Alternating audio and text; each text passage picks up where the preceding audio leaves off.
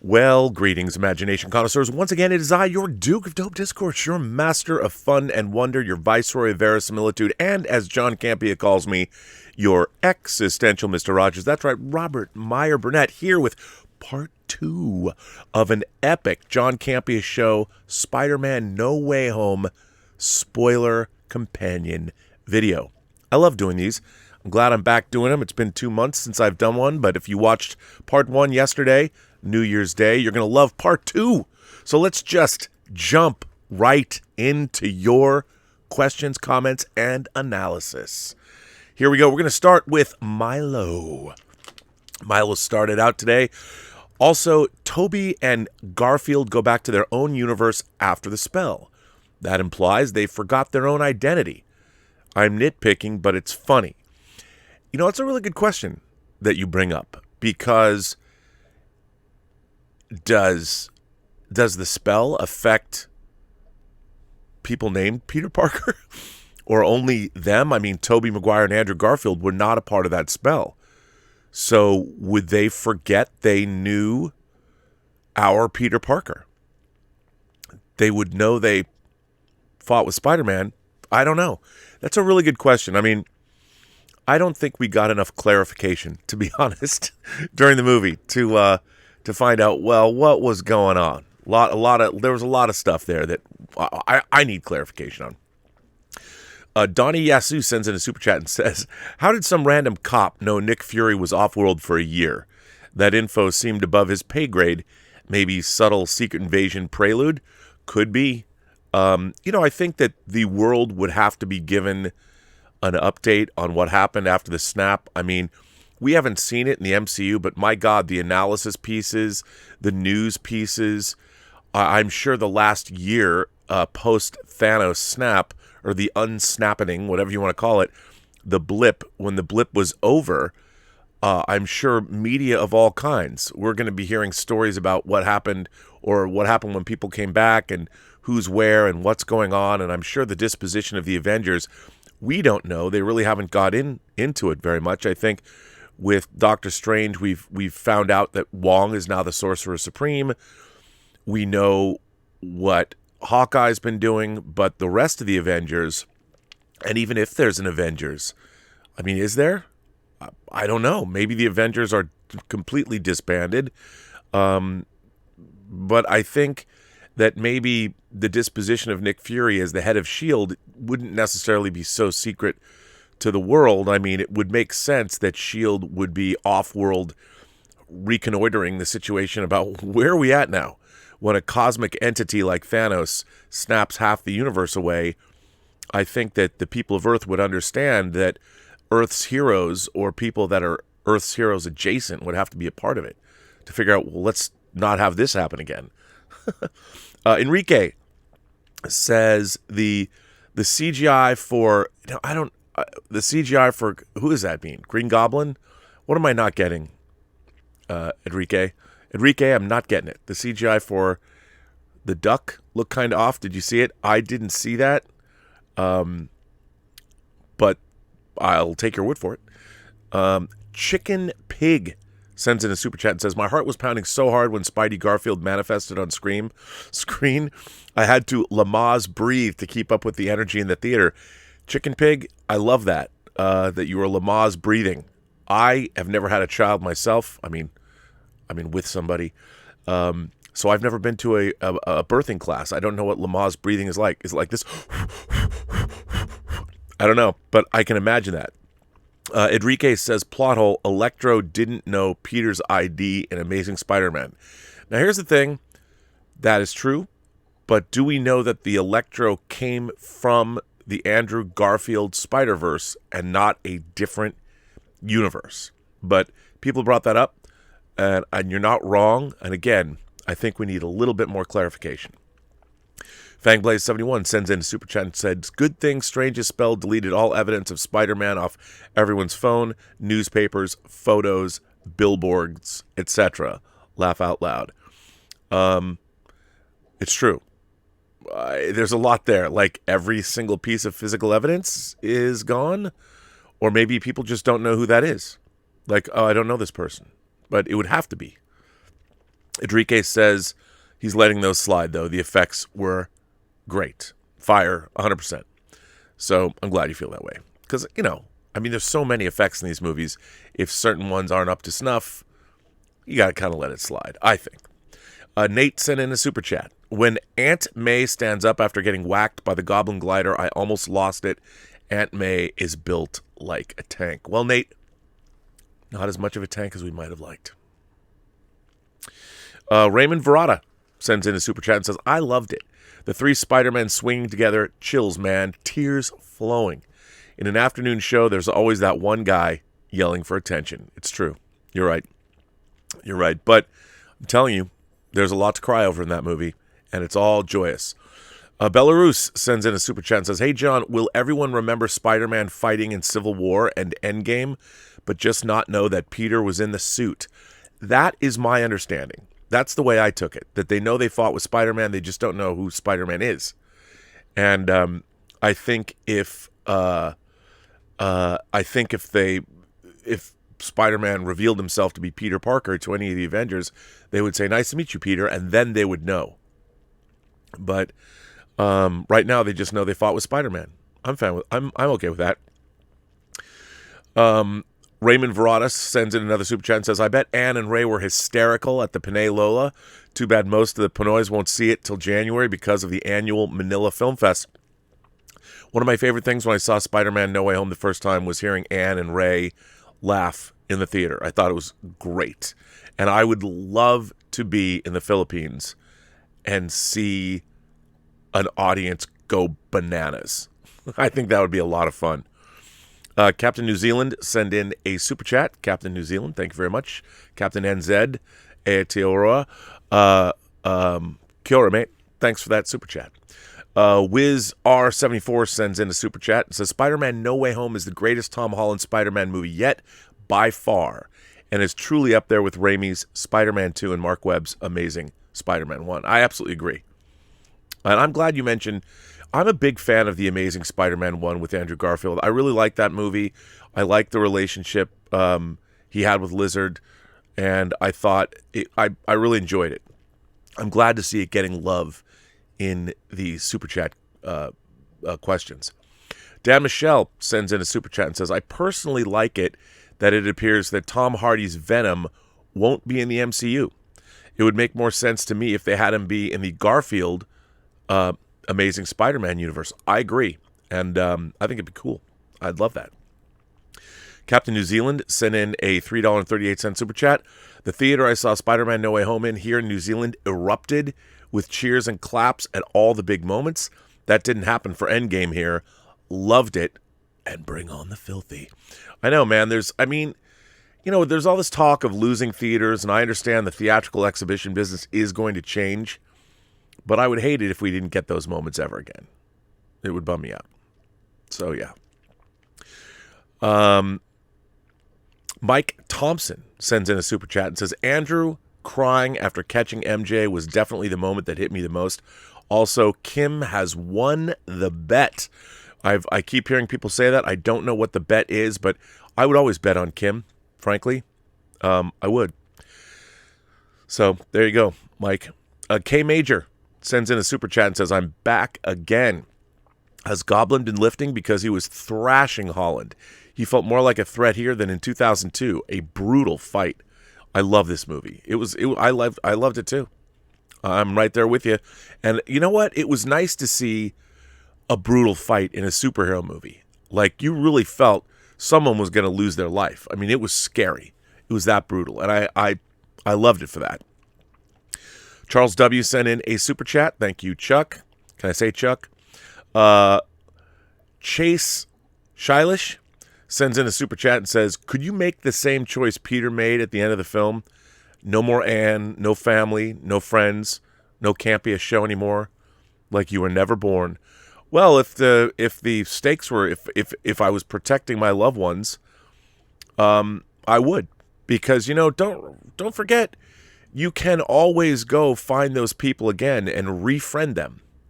And maybe it gives you a chance to right past wrongs or do things. And I think it would be tough. But you John would just have to start the John Campea Show all over again. And maybe I could find Anne. Just kidding, Elizabeth. Just kidding. That was a joke. Ryan Loner sent in a super chat and said, nice to see what Yelena was talking about with the new Statue of Liberty. And why does Spider-Man hate national monuments? I don't know. There's something about that. I think it's cool. I want to see the finished Statue of Liberty with Captain America's shield. I love that idea. I want to see it done. I want to see it. Show it to me. Give it to me. OCT sent in a $22.34 super chat. Thank you so much for supporting the channel in that way, OCT, but no question. No question. But I want to thank you for supporting the channel. Josh Phillips sends in a super chat and says, Doc Ock was taken to the MCU right before turning good. Once he's sent back, wouldn't he still have to sacrifice himself to stop his machine? Again, I don't know. I don't know if he was pulled out then, if he was from the same universe. It's very hard. I mean, it's very hard to say. I think that there's a lot of variables that would happen. I think that in the case of this movie, we can't think of everything as literally as we might, because there's no indication to say that if there's an indeed infinite number of multiverses, that it wasn't necessarily the characters that came from each of those movies. Hard to say, though, because if you think about it, we got older Peter Parker, and we got older Peter Parker, both with Tobey Maguire and with Andrew Garfield, and yet the villains were not older. 20 years had passed for those Spider-Men, or 15 years or 10 years, but not for the villains, because I know they died at the time. But that's, it's interesting. It's an interesting question that I think will have to be addressed at some point, or maybe it never will, and they'll just leave it to our point of view. Chris the Wiz sends in a super chat and says, I like the part where Toby was trying to boost Andrew's ego, saying that he's amazing since most of the fans prefer Toby. Is that true? I mean, maybe. I guess if you looked at box office. I think Andrew Garfield was the MVP of the movie, by the way, as many people have said. Derek Large sends in a super chat and says, let's not forget that Peter outsmarted Doctor Strange. Also, Wong is technically Sorcerer Supreme since Strange was snapped. Interesting. Agreed. I mean, those are points that people are making, and I think they're important points to remember moving forward. I don't know how that's all going to work, but it's going to work. It's going to be interesting. Milo Murphy sent in a super chat, actually 1 of 5. I don't care what anyone says. This is the best Spider-Man movie ever. Not only the best MCU movie, the best Marvel movie, period. The best comic book movie ever, and the best superhero movie ever. I'd say it's the best movie ever made, but there's one that's better. I still think Endgame was better, but No Way Home is the second best movie I've ever seen. Well, Milo, I would not presume to debate you, and certainly your opinion is as valid as everyone else's, so I think you're not wrong. However, I would say that there's a lot of movies that have been made in the world that aren't necessarily comic book movies or science fiction movies or even fantasy movies.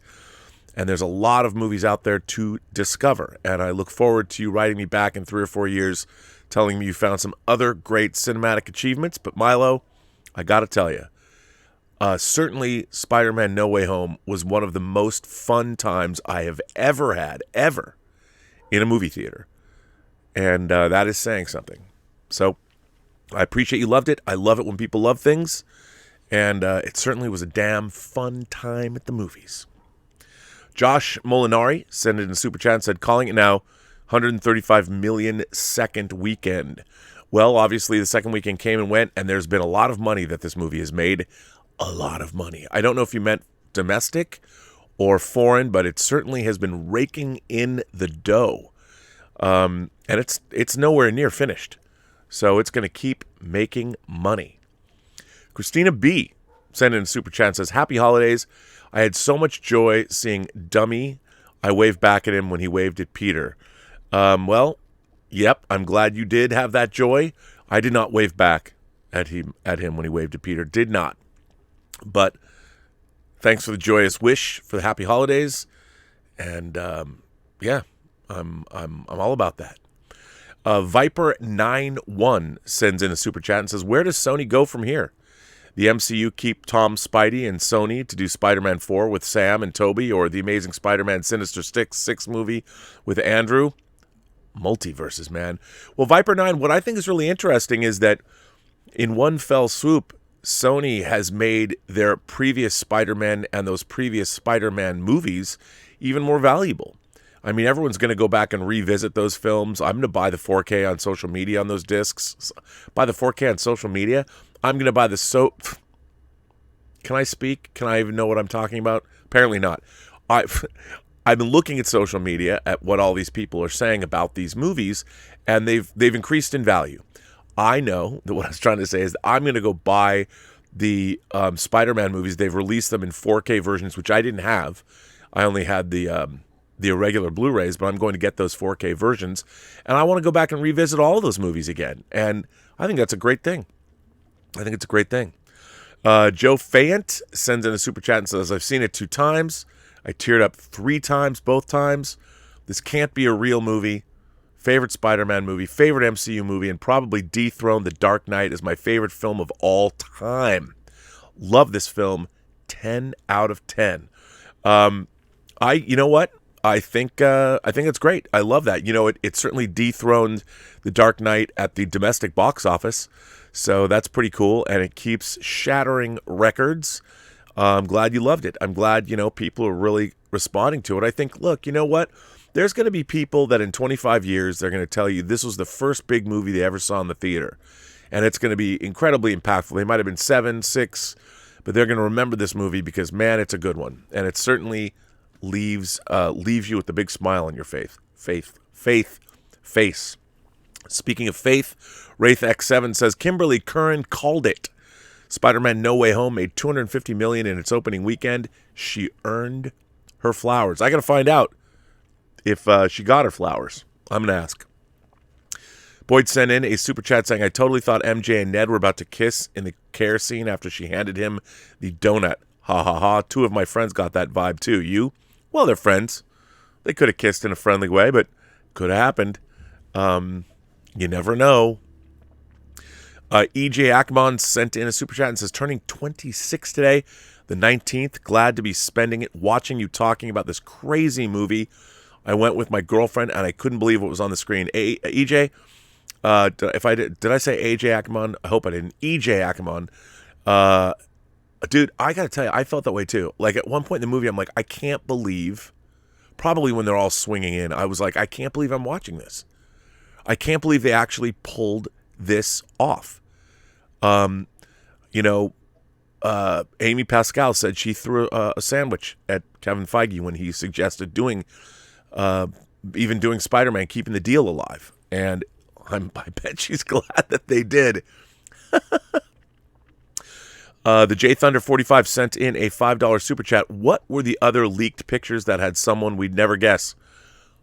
Ooh, I'll never tell. Not for me to share, so I won't. Michael Croson sent in a super chat and said, Defoe is better in this or in Spider-Man 1. I have to say, man, I thought Defoe was great in Spider-Man 1. I liked him, but I really thought that he brought the noise, man, to this movie. It was really, really cool. I mean, how can you not love it? It was really good. I mean, he was really good. I mean, he was very, very, very, very good, and you got to love him, right? Michael Croson goes on to say, I jumped when Tobey was stabbed, thought he was dead.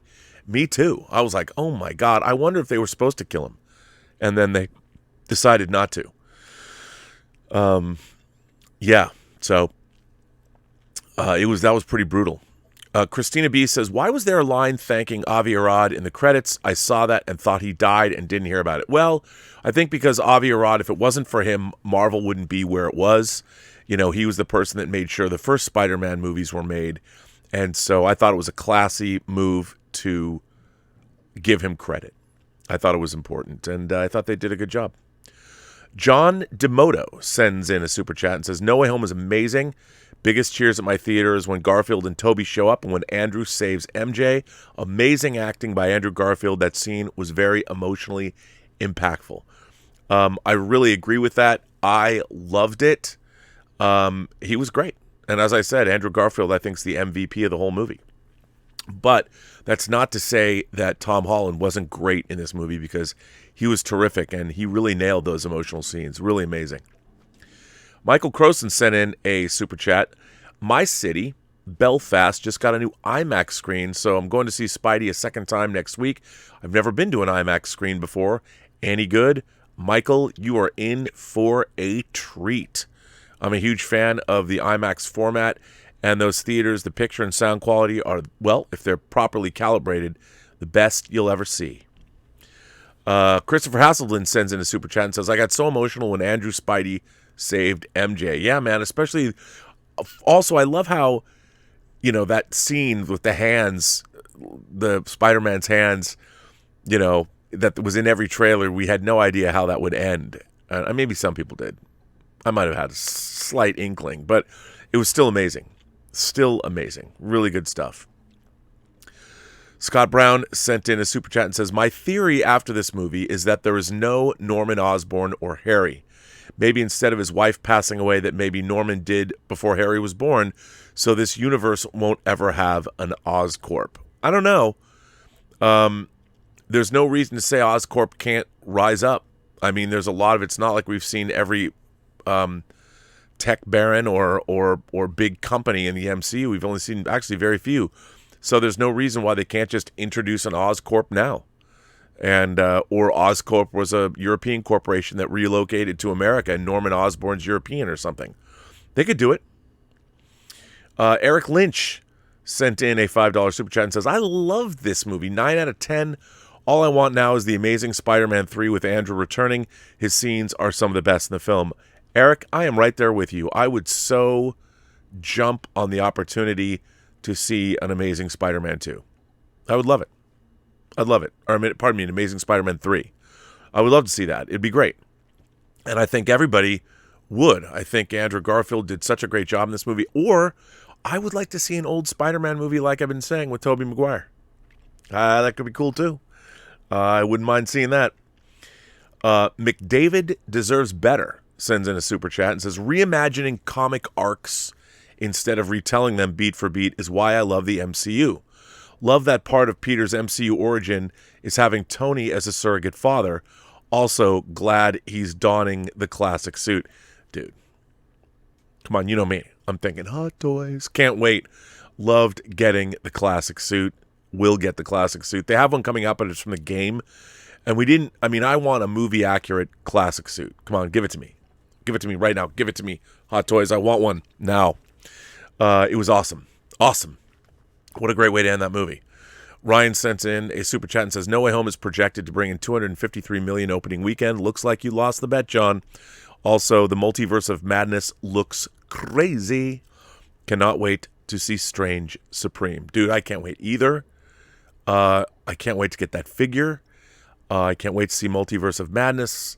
And we only have to wait, 4 more months? 5? It's 5 months. It's May, right? 5 months. And then we're getting Morbius before that. So that's cool. I'm excited. Michael Crossan says, by the way, it's pronounced Crossan. There you go, Michael. I'm glad to get, I hate it when I know that half the time when I do these Super Chat companion videos, I'm destroying someone's name. I apologize for that. It makes me feel bad. I'm like, oh man, I just massacred someone's family name. They might have been around for thousands of years. And there I am, some American reading companion videos on YouTube, screwing up your family name. So I apologize. I apologize to you all now and forever, and retroactively to everyone else's names I've already massacred. So it's nice to know. It's Michael Crossan. Franklin Donahue, or Donahue. I guess it's Donahue. Franklin Donahue says, see, I just did it again. Did anyone else think Ned and MJ were going to be dating each other at the end? That would have been so heartbreaking for Peter. I like the way they did it, though. I like the way they did it, too. I think it would be kind of too much if they were dating. Maybe they'll fall in love when they're at MIT. You never know. But because the thing is, MJ doesn't even know what she was missing with Peter. They don't know him. Eric Lynch says, Ned was so funny. This has got to be the most funny Spider-Man movie ever. I laughed so much, especially at Ned being Doctor Strange jokes. They were great. There's a lot of great humor in this. And look, people always complain like, well, the Marvel Cinematic Universe, Rob, has too much. It has just too much laughing and humor, and I don't like all the humor. Look, life is that way. You know, people in everyday life, you can be both morose and depressed, but also crack sardonic jokes if you want to. That's life. I don't mind it. It keeps the entertainment value hot and high and funny and entertaining.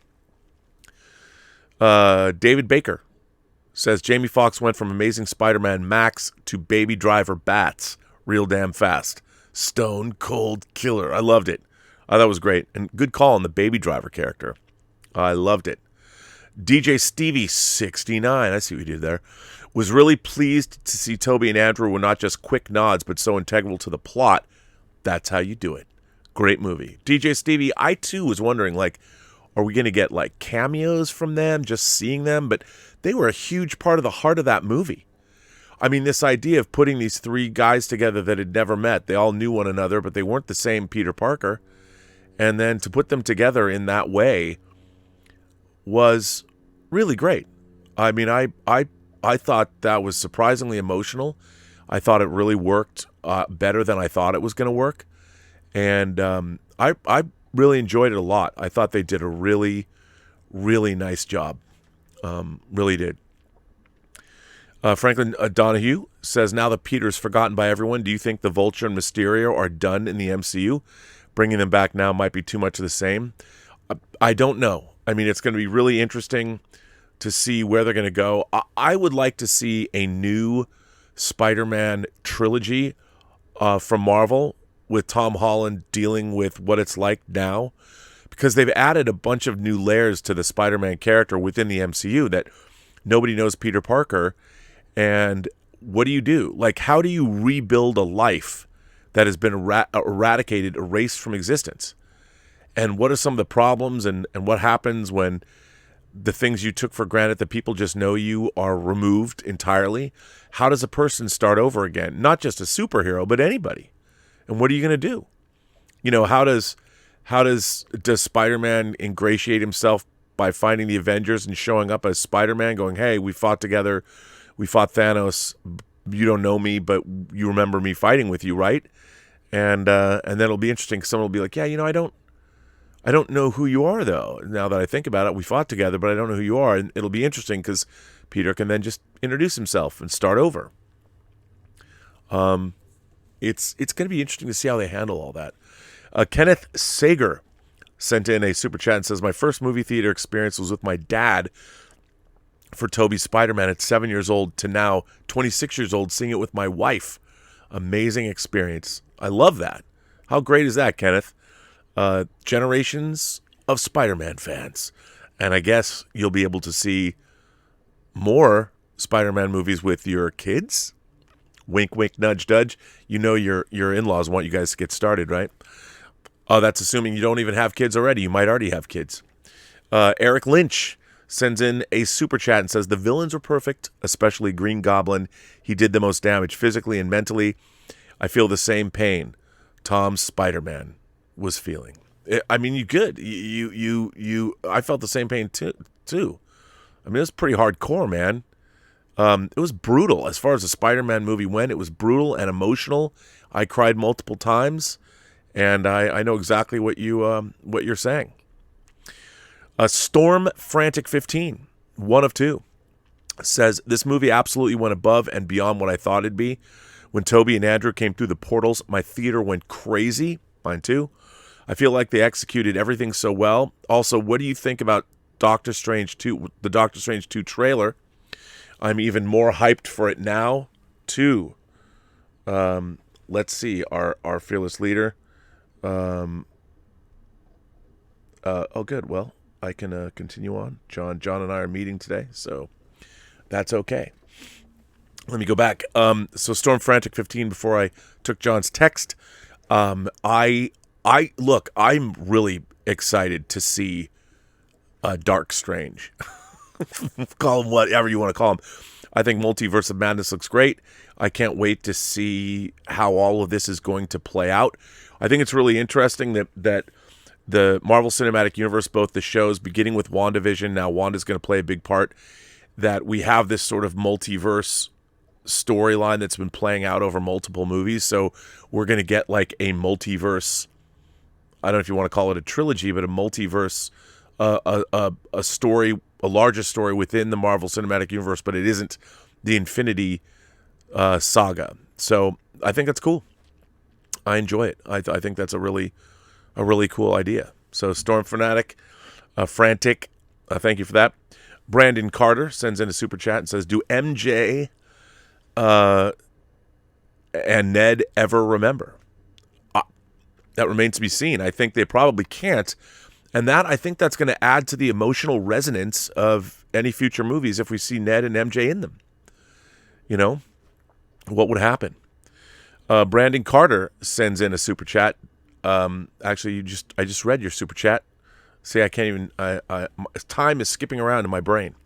Jeremy Miller sends in a super chat. No one ever once thought this was a 3-film arc origin story. Brilliant use of Aunt May's death to don the proper Spider-Man. No Uncle Ben needed. Loved it narratively so much. Well, Jeremy, it's not just 3 films because you had Captain America: Civil War, and you had Endgame and Infinity War and Endgame. So it's really 6 films. And I think that's incredible. A 6-film origin arc, which is really interesting. Now, you know, I kind of want to go back and I want to watch all 6 of those movies in context, you know? So very excited to do that. And just specifically, how is Spider-Man dealt with? I think it's going to be fascinating to go back and look at. Elif Bearsley. Oh, hang on. Let me try this again. Elif Bearsley. Elif Bearsley. That's a tough one. See, I just screwed up someone's name. I hope that wasn't a total massacre. I got lucky on Friday afternoon. I reserved a seat for myself in one of the few theaters that wasn't crowded. I love the movie. I can't wait to see it again before my trip to Rome, Italy on Christmas. Well, let's hear how was Rome, Italy? Did you have a good time? I've never been to Italy. I want to go to Rome. I want to go to Florence. Paul Dean sends in a super chat and says, I saw it opening day here in the UK. I love it. I think the only thing I wanted to see more of was Venom, although I did like what we got. Yeah, I mean, you know, it was great, but my God, after what they gave us, I was like, wow. I quite enjoyed it. I thought it was very, very enjoyable, so I really had a good time with it. Aiden Mari, 123 QWERTY. Aiden Mari, 123 QWERTY sent in a super chat and said, John, you spoiled the movie. Ha ha ha. In all seriousness, though, Andrew deserves an Academy Award for his lying. I agree. One of my favorite things is when, I think it was Jimmy Fallon. I was trying to think of who did he go on yesterday when I was doing the first companion video. I thought that guy, the Jimmy Fallon lying, was awesome. He was epic. It was amazing. And it was fun. It made it more fun. I'm glad we, didn't know and that they kept it a secret. Carl Thomas sends in a super chat and says, this movie was awesome and everything I hoped it would be. In fact, I'm about to see it again today. Carl, I am right there with you, sir. Right there with you. Gerard C. sends in a super chat and says, were Ray and Ann the only ones laughing before Ned translated his Lola's Tagalog? I think they were. Although there's a few more. There might have been more family members or more people from the Philippines there who laughed because it was pretty funny. And I could tell what they were laughing at. I thought that was a lot of fun. Matthew Heap just sent in a super chat and says, was it me? Did Charlie Cox look even more jacked?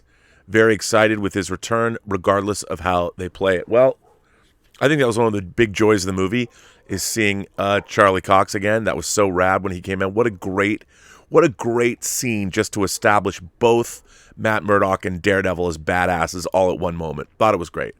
Let's see. Okay, here we go again. Let's try this again. Ilif. It's either Elif or Ilif, right? Ilif Barasley. Is it Barasley? I'll try. You lost the bet, John. Yep, Kimberly. I would never bet against Kimberly. I would have advised John not to take that bet, but he took it anyway. And God bless Kimberly Curran. She deserves to win. She gets all the wins. She gets all the wins in my book.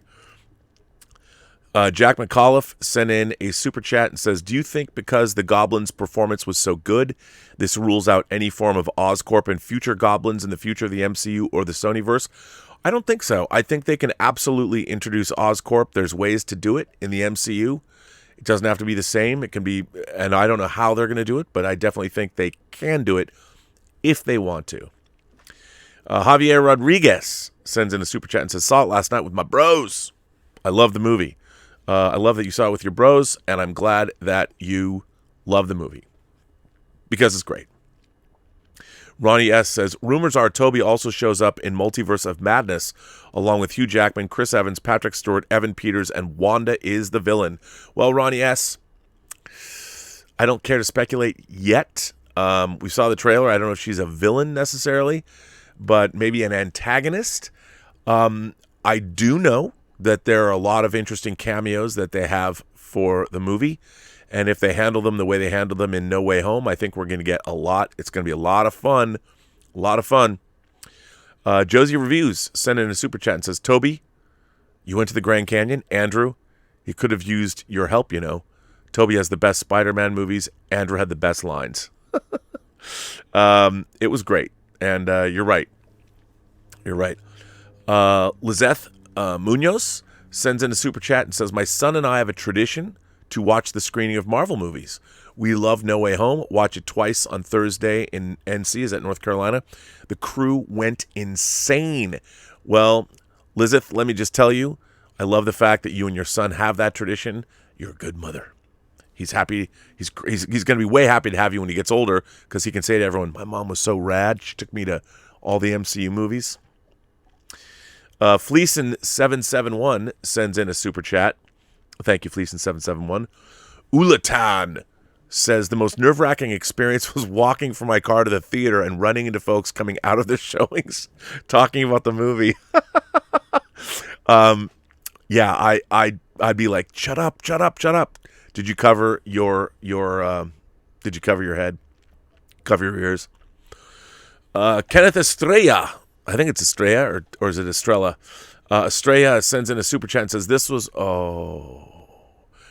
the Spidey movie John Schnepp deserved. Dude, John Schnepp would have loved it. Loved that. He would have loved it. But you're right. He would have loved it. TT sent in a super chat and says, "No Way Home wasn't perfect, but it delivered the kind of theater experience I need as a casual moviegoer. Highlight of the movie year, in my opinion. Your coverage in the lead up built the hype up too, man. Cheers." Yes, Eric Lynch sent in a super chat and says, "I loved the three spiders." Wait a minute. Let me go back to TT for a minute. It wasn't perfect. Now, but is any movie perfect? I mean, I think, all we can ever expect from a movie is that it's entertaining. And when a movie is as wildly entertaining as Spider-Man, isn't that all we can ask of it? I mean, it is, after all, supposed to entertain you. And I don't know if any movie, there are movies that are close to perfect. I think the first Alien is close to perfect. I think Raiders of the Lost Ark is perfect. Jaws is pretty perfect, even when people say, "Well, the shark's not convincing." At the time it was made, it was the best they could do. So you have to sit there and go, okay, this movie came out in 1975, but I still think it's a pretty perfect movie. But as long as it was entertaining. Eric Lynch says, "I love the three spiders, especially Andrew. Every scene that had them in it was amazing. I could just watch a movie with just them. I thought J. Jonah Jameson was awesome, but they used him too much." Maybe. Some people haven't liked his performance. I didn't mind that he was there, but yeah, you're right. I mean, those three actors just hanging out, I'd totally watch them. You could do a whole movie where they just talk about being Spider-Man. And then they could all go out together and be Spider-Man and stop crime and watch everyone freak out. There's three Spider-Men. Because, after all, if there was anybody who was witnessing that event on the Statue of Liberty, I'm sure there's photographic evidence that there were three Spider-Men.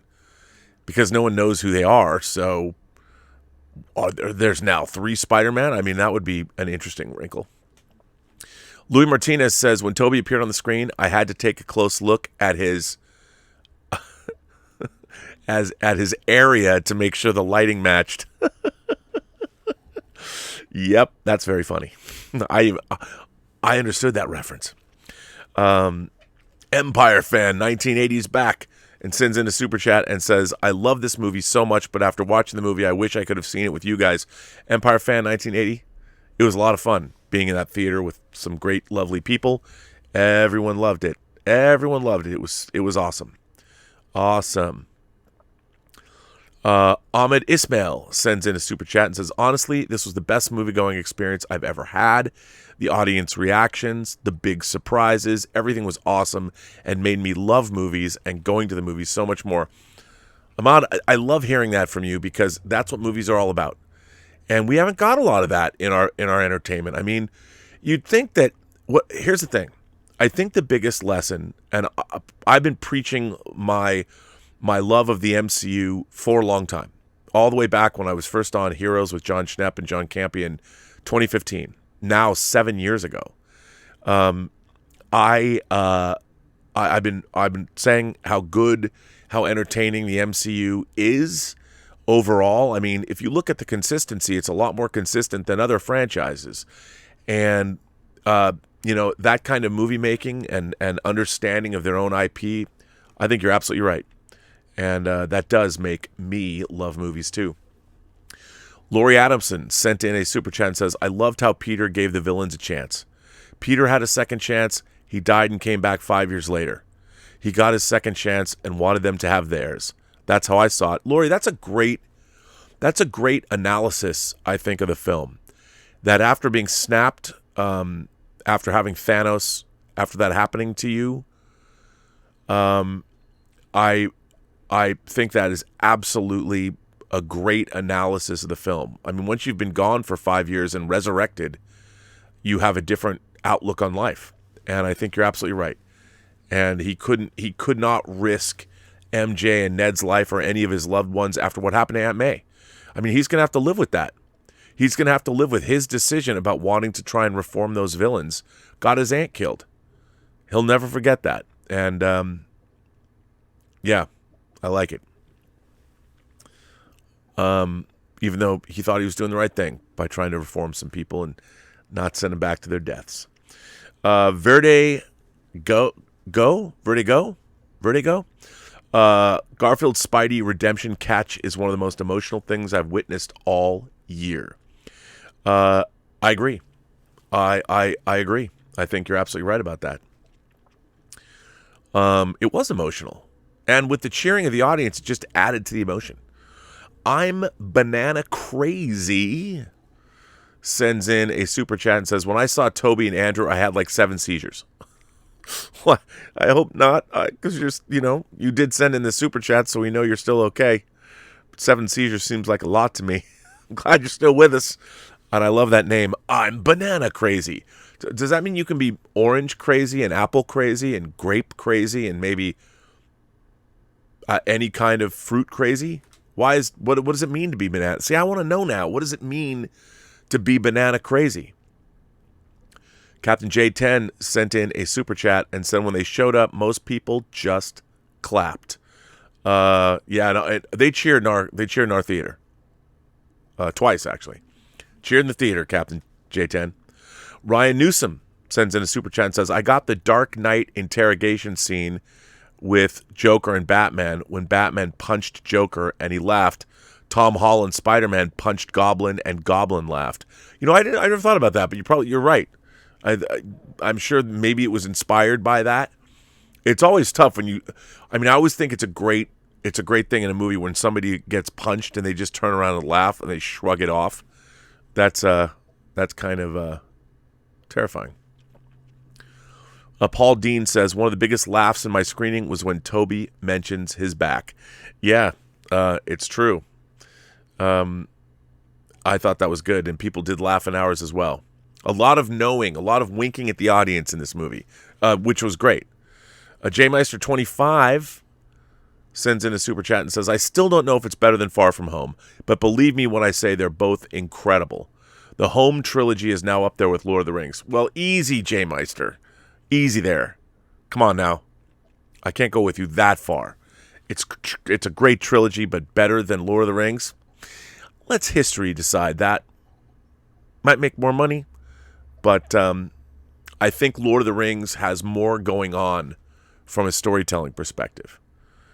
And but that doesn't mean I don't think No Way Home is great. Ilif Barasli? Yes. Elif, I love your name. I just can't say it. I need to hear it once aloud, and I won't mess it up, I promise. I haven't watched Spider-Man 2 in a while. I remember Doc Ock had to sacrifice himself and bring his machine into the ocean. Wouldn't he still have to do that when they went back at the end? Maybe. It depends. I mean, I don't think we really have... I think the jury is still out on this. Where are we at? How does that all work? Don't yet know.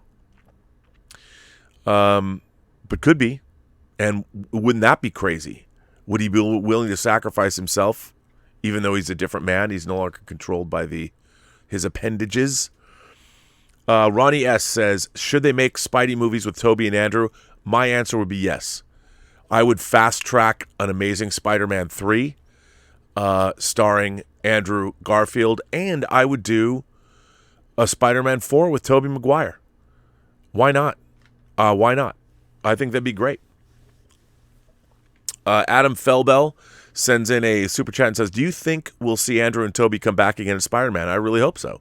Andrew had the best performance for me. I'm with you, just like Ronnie S. Adam, I think they absolutely should do that. Why not? Why not do it? I mean, I think it's a really good idea. Josie Reviews sends in a super chat and says, after watching No Way Home and seeing the Spidey references, the Spider-Man mural in Oscorp, which universe do you think Morbius takes place in? I want Venom's.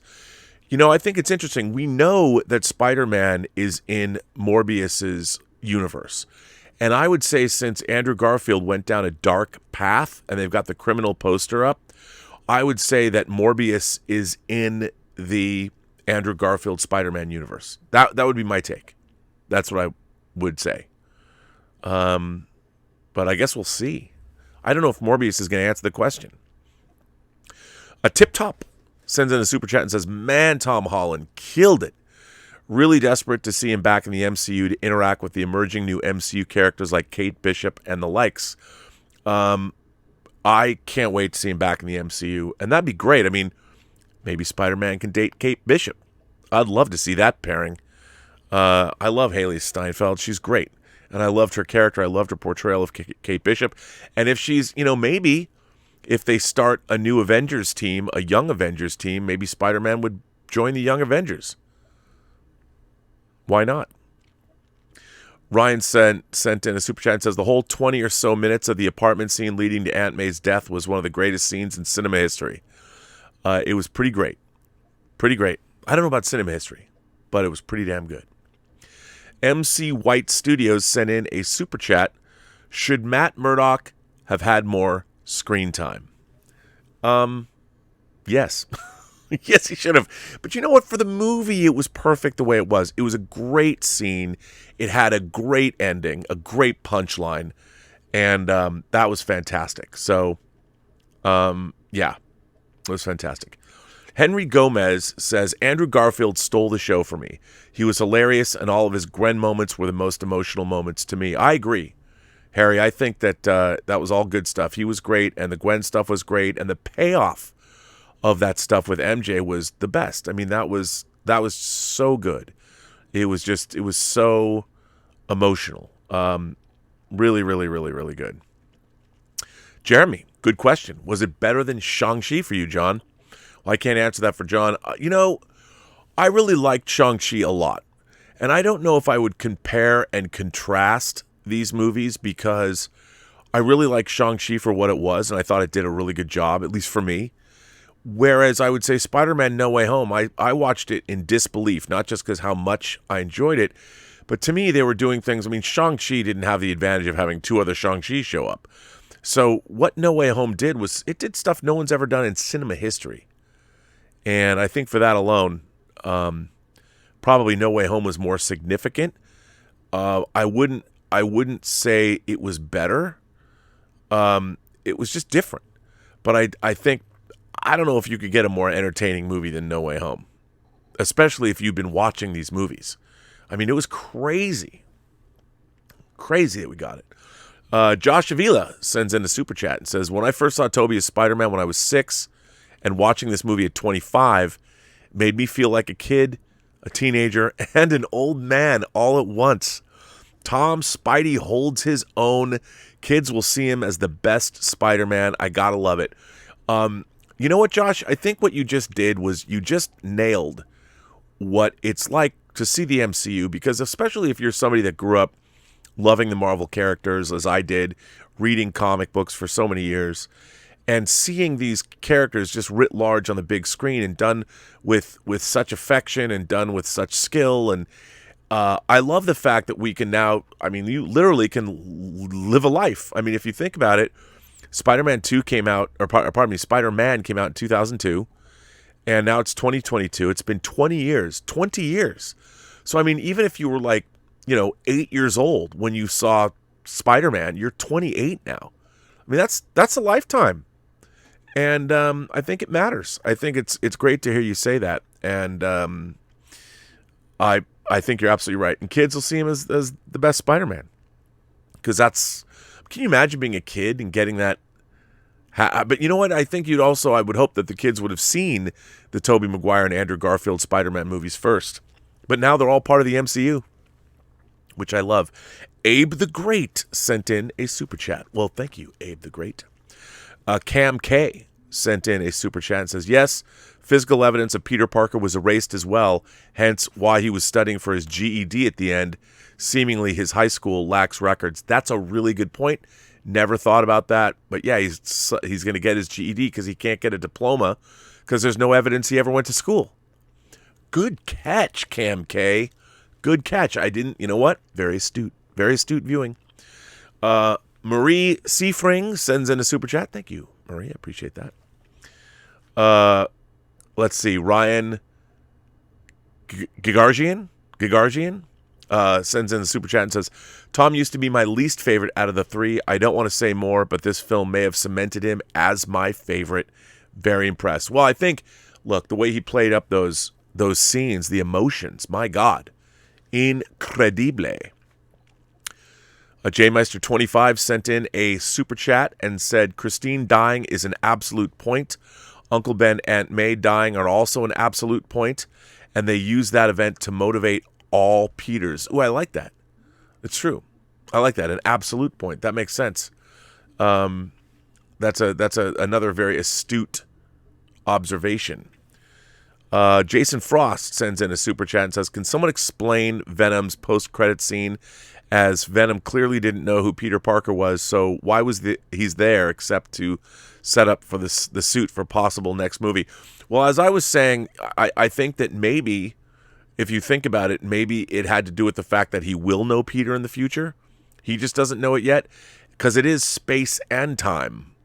So that's how I'm justifying it in my mind, unless they're going to explain it somehow. But it wasn't so it could have been people that knew Peter or people that would know Peter in the future.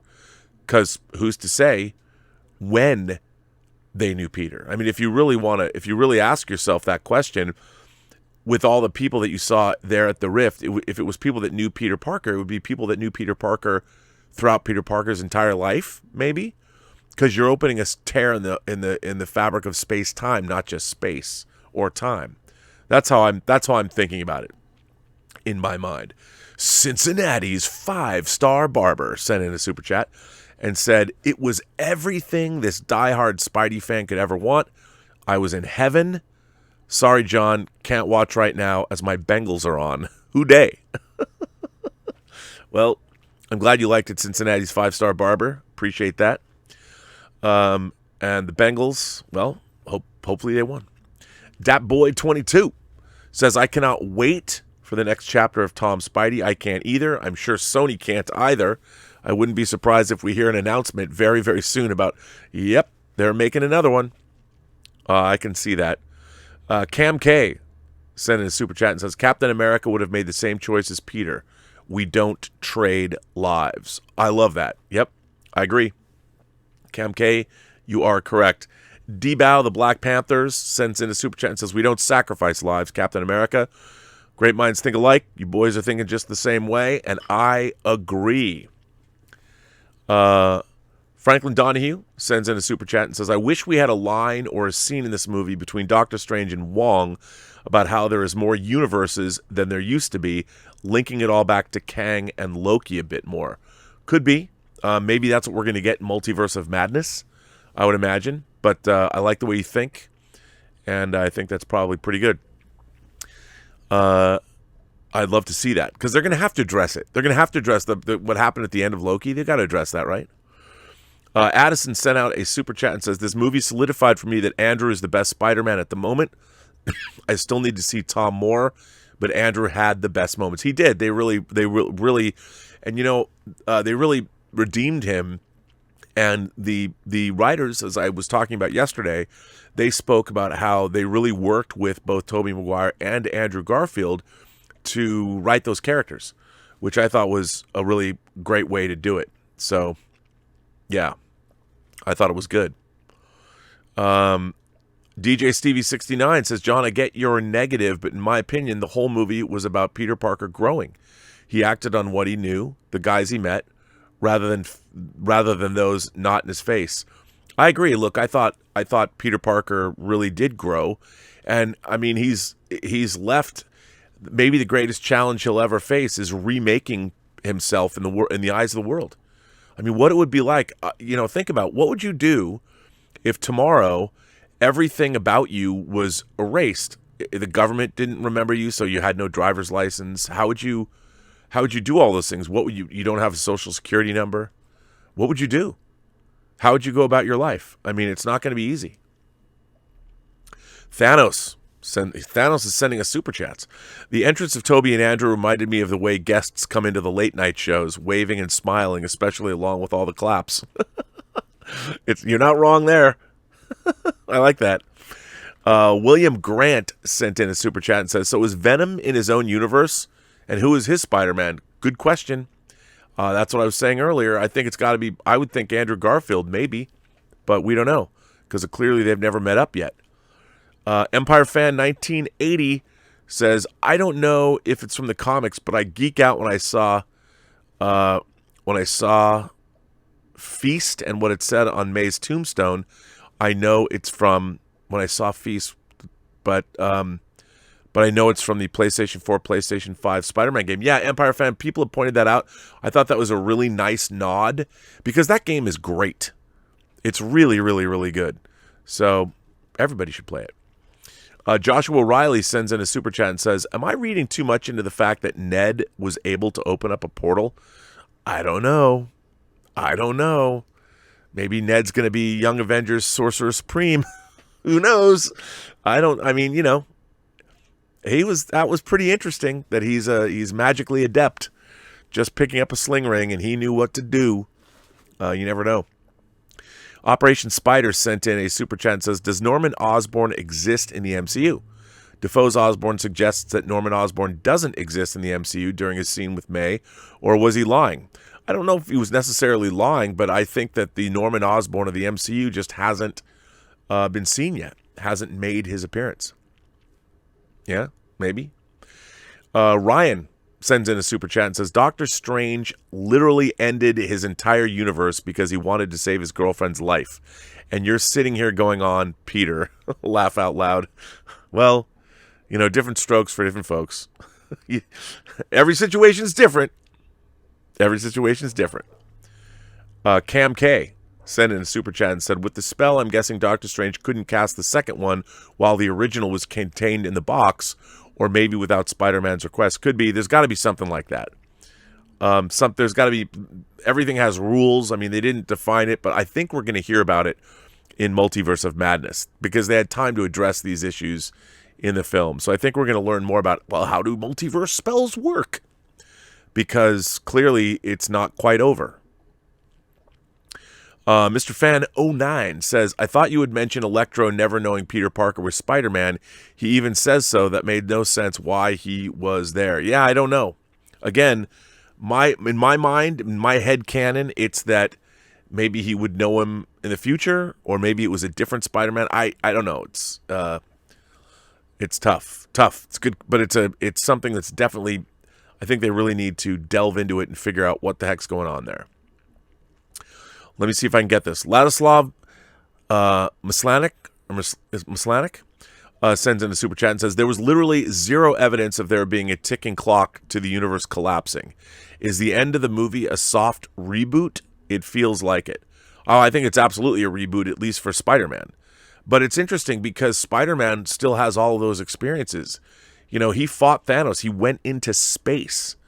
So I think that all that stuff actually happened. And, we'll see. We shall see. Warren Sullivan sends in a super chat and says, hey, John, do you think that we'll see Spider-Man in the symbiote costume? I hope we see the real Venom origin. I'm excited to see we're going there with it. Well, yeah, I mean, with the real Venom origin would be that Spider-Man found the symbiote suit on Battleworld, right? In the original Secret Wars? Or did they retcon that? I mean, that's how I remember it. He got the black symbiote suit during Secret Wars, like was it Secret Wars issue 7? So I don't know if it's going to be a retcon or how they're going to do that. I don't know. It's going to be really interesting to see. Mega Movie Z sends in a super chat and says, it's my birthday today, and No Way Home was the perfect birthday gift. It's also a great birthday gift from you to have this spoiler discussion. Well, Mega Movie Z, a happy birthday, first of all. I know it happened a week ago. Very happy birthday to you. I hope your next twirl around the sun is your best yet. And it'll be fun. Fleason771 sends in a super chat and says, UK fan here, John. Can we talk about that leaked blue screen of Andrew and the YouTuber who claimed to deep fake the footage? Did Sony pay him to throw us? Probably. I'm sure they did. I mean, I why not? Wouldn't you? I think Sony had a blast doing all this subterfuge, but that makes sense to me.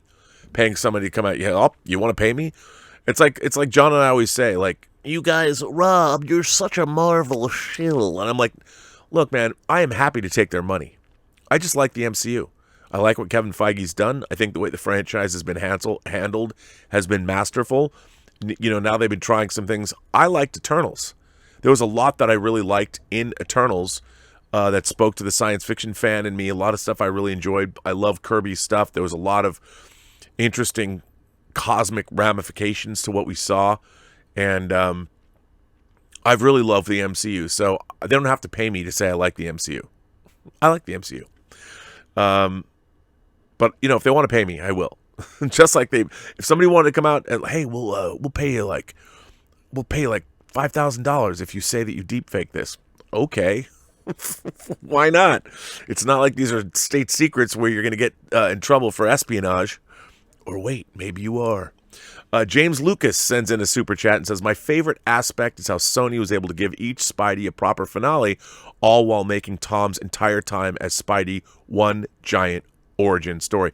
You know, James, other people have pointed that out, but you putting those things together, all the Spider-Men had a great finale. And yes, the end of the movie makes all 6 Marvel movies that Spider-Man appeared in part of his origin, how he was being forged. And now we're back to square one. We're back in the place that everybody's like, well, you know, we don't like him being Spider-Man Jr. Well, now all of those things are valid. They all happen. But now he's faced with having to, for the first time in his life, being his own man. And I also think it set up even more obstacles, because once you had Stark at your beck and call and you had Happy Hogan or whatever you needed, now he's got none of that. And he can't just go make a phone call and get it back. Really interesting. Ryan Butt sends in a super chat and says they didn't explain Electro going from blue to yellow. Fox doesn't even look or act like Max Dillon from The Amazing Spider-Man 2. How is his hairline fixed now? How did he even have enough time to grow like it did? When did he get his goatee? I would say he's from a different universe that's close to their universe, but not the exact universe. It is, after all, a multiverse of madness. So I think that you can't quite take it all literally. Or I'd like to say close but no cigar. Piero sends in a super chat and says, when Toby stops Peter from killing Goblin, it's the best scene. No dialogue was needed, and I loved it. The emotions on Toby's face was just phenomenal. I thought that was a great moment. Don't go down this dark path. And as they had said, they'd already identified each other as brothers, and that's what brothers do for one another, you know? Christina B sends in a super chat and says, how do you feel about the home trilogy being an origin story? Christina, I love it. I think it's fantastic. I think that's exactly what they should have done, and they did it. And I think that I thought that was phenomenal. I love that whole idea. I really do. I think it's really, really good. And I love the fact that all those stories still happened. Peter Parker remembers everything he went through, that he was blipped and that he was resurrected. He remembers all that. So imagine the kind of insight and perspective Peter Parker has on his own life, knowing that he went through all this sacrifice and yet he's still here. He's still around to fight another day. I think, talk about giving somebody a perspective. I think it is really amazing that they did that. David Hernandez says, one of my biggest criticisms is that Ned is all of a sudden capable of casting a portal when it took Doctor Strange a while. This obviously means he's the true Sorcerer Supreme. Laugh out loud. Also, Andrew is a liar. Well, Andrew is a liar. But David, I would say, it's like somebody who is, if Ned wants to become a true sorcerer, he would have to learn. The fact that he's adept, maybe there's something in his soul because he's a kind-hearted person, that magic exists within him or something like that. That could be, hard to say. But I liked it. I thought that was good that they did that. Spencer P sends in a super chat. Thoughts on Andrew Garfield saying he'd like to play Spidey again? And do you think Sony Marvel would do a spin-off or a Universe Avengers movie with him? I don't know if they would do an Avengers movie with them. I don't know, but you could always bring him back now. There's no reason why you couldn't. And the fact that Andrew Garfield was so well received clearly shows the fans loved it. They're not stupid. Marvel and Sony will figure that out. I think we'll see him. I think we'll see an Amazing Spider-Man 3. Why not? James Bonner sends in a super chat and says, or James Boner, I could have gotten that wrong, but it is Boner. So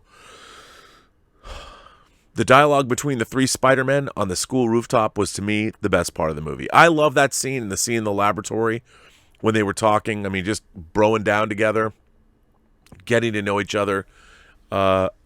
Obviously, I thought that was just great stuff. Loved it. Ryan Lohner says, I love that they didn't feel the need to give Toby Peter any lines while stopping Tom Peter from killing Goblin. The look on his face is all you need. You know what? I bet they had lines, and I bet Tobey Maguire said, why don't I just not say anything and let it play in my face? One of the best moments of the movie. Glenn Chaplin says in a super chat, have you seen the estimated box office figure? Yep, and I bet you're referring to the fact that Kimberly won the debate. Indeed. So there you go. Garfield is an amazing actor.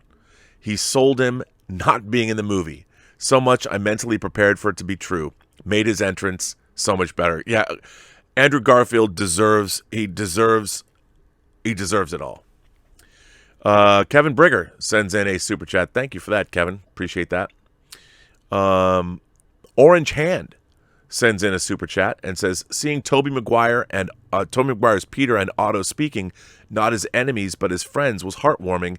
I hope that continues back in their universe. I like that too. I think that would be a nice thing. I'd like to believe that could happen. Patham Arachichi? Patham Arachichi. I hope that's a real name. Patham Arachichi. That's a great name. I want to name a character that in a script. Sends in a super chat and says, it was nice that Toby and Andrew served narrative purpose and the movie still focused on Tom Holland being the star of the show. Totally agree with that. That is not an easy thing to do. And I thought that they I thought that they did a wonderful job, and you nailed it. That's exactly right. Exactly right. Totally correct there. Mark and Movies sends in a super chat and says, oh, this is a good one.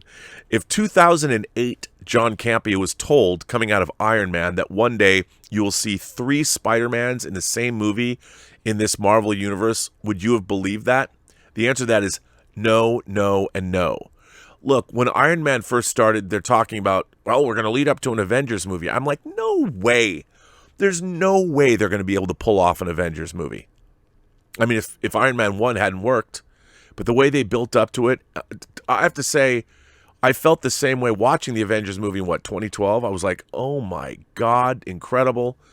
And, I just, no, I would never have believed it. The answer is no. The simple answer, the short answer is wouldn't have believed it. And they have come so far. It's crazy. Jason Squire says, I saw some shadowy people coming through the purple tear. Rhino was one, I think. I also thought I saw Kraven, the guy with the spear, great movie, and Scorpion. I hope they didn't get through, but maybe they did. We shall see. The Multiverse of Madness is coming. And I think, if nothing else, No Way Home has set up some pretty big expectations for Doctor Strange, too. We shall see. But yeah, Scorpion and Rhino, and yeah, I don't know what that's all going to be like, but man, I can't wait to see that movie. Empire Fan 1980 says, someone pointed out that all the Spider-Man actors and their love interests all date or are dating in real life. That's crazy. Well, I think, when you're young and you spend so much time with somebody, getting to know who they are, being on a movie set would be like the ultimate first date experience. You get to see people at their height and under stress. And I think you really get to know people. And I think that's why it happens. You develop a bond. And I mean, kudos to Tom Holland and Zendaya. I mean, they had to make 3 movies before they hooked up. So I think they have a genuine love and affection from one another. They didn't just jump into bed, boom, chicka, boom, boom. Like, they really got to know one another over the course of now years. So maybe they really have I'd like to think they have a pretty great bond. And I think that's fantastic. Danielle Bittencourt, Danielle. It's Danielle, right? Danielle Bittencourt sends in a super chat. I knew a Danielle Wilson when I was in junior high school. Danielle Bittencourt says, I didn't like No Way Home. I still think Sam Raimi's trilogy is much better. They should have done less characters. Sandman and Lizard did nothing. This would give Toby and Andrew more screen time. Danielle, I've heard that criticism. You might be right about that. I don't think you're wrong necessarily. But throwing all those characters in, I thought it was more of a threat. Because they needed to have more. There's 3 of them. They needed to tip the scales, I think. They needed to have 5 villains because if they had 3 and it was one-on-one, all of our Spider-Man would have defeated those characters. We would have seen them defeated at least once. So by adding 2 more villains, the threat was bigger. And I think that was a good move. Jinyu Hichi? Jinyu Hichi says, give Garfield an Oscar for that denial. Is that the one on Fallon? And that's the one I'm thinking about when he's like, no. That was just so good.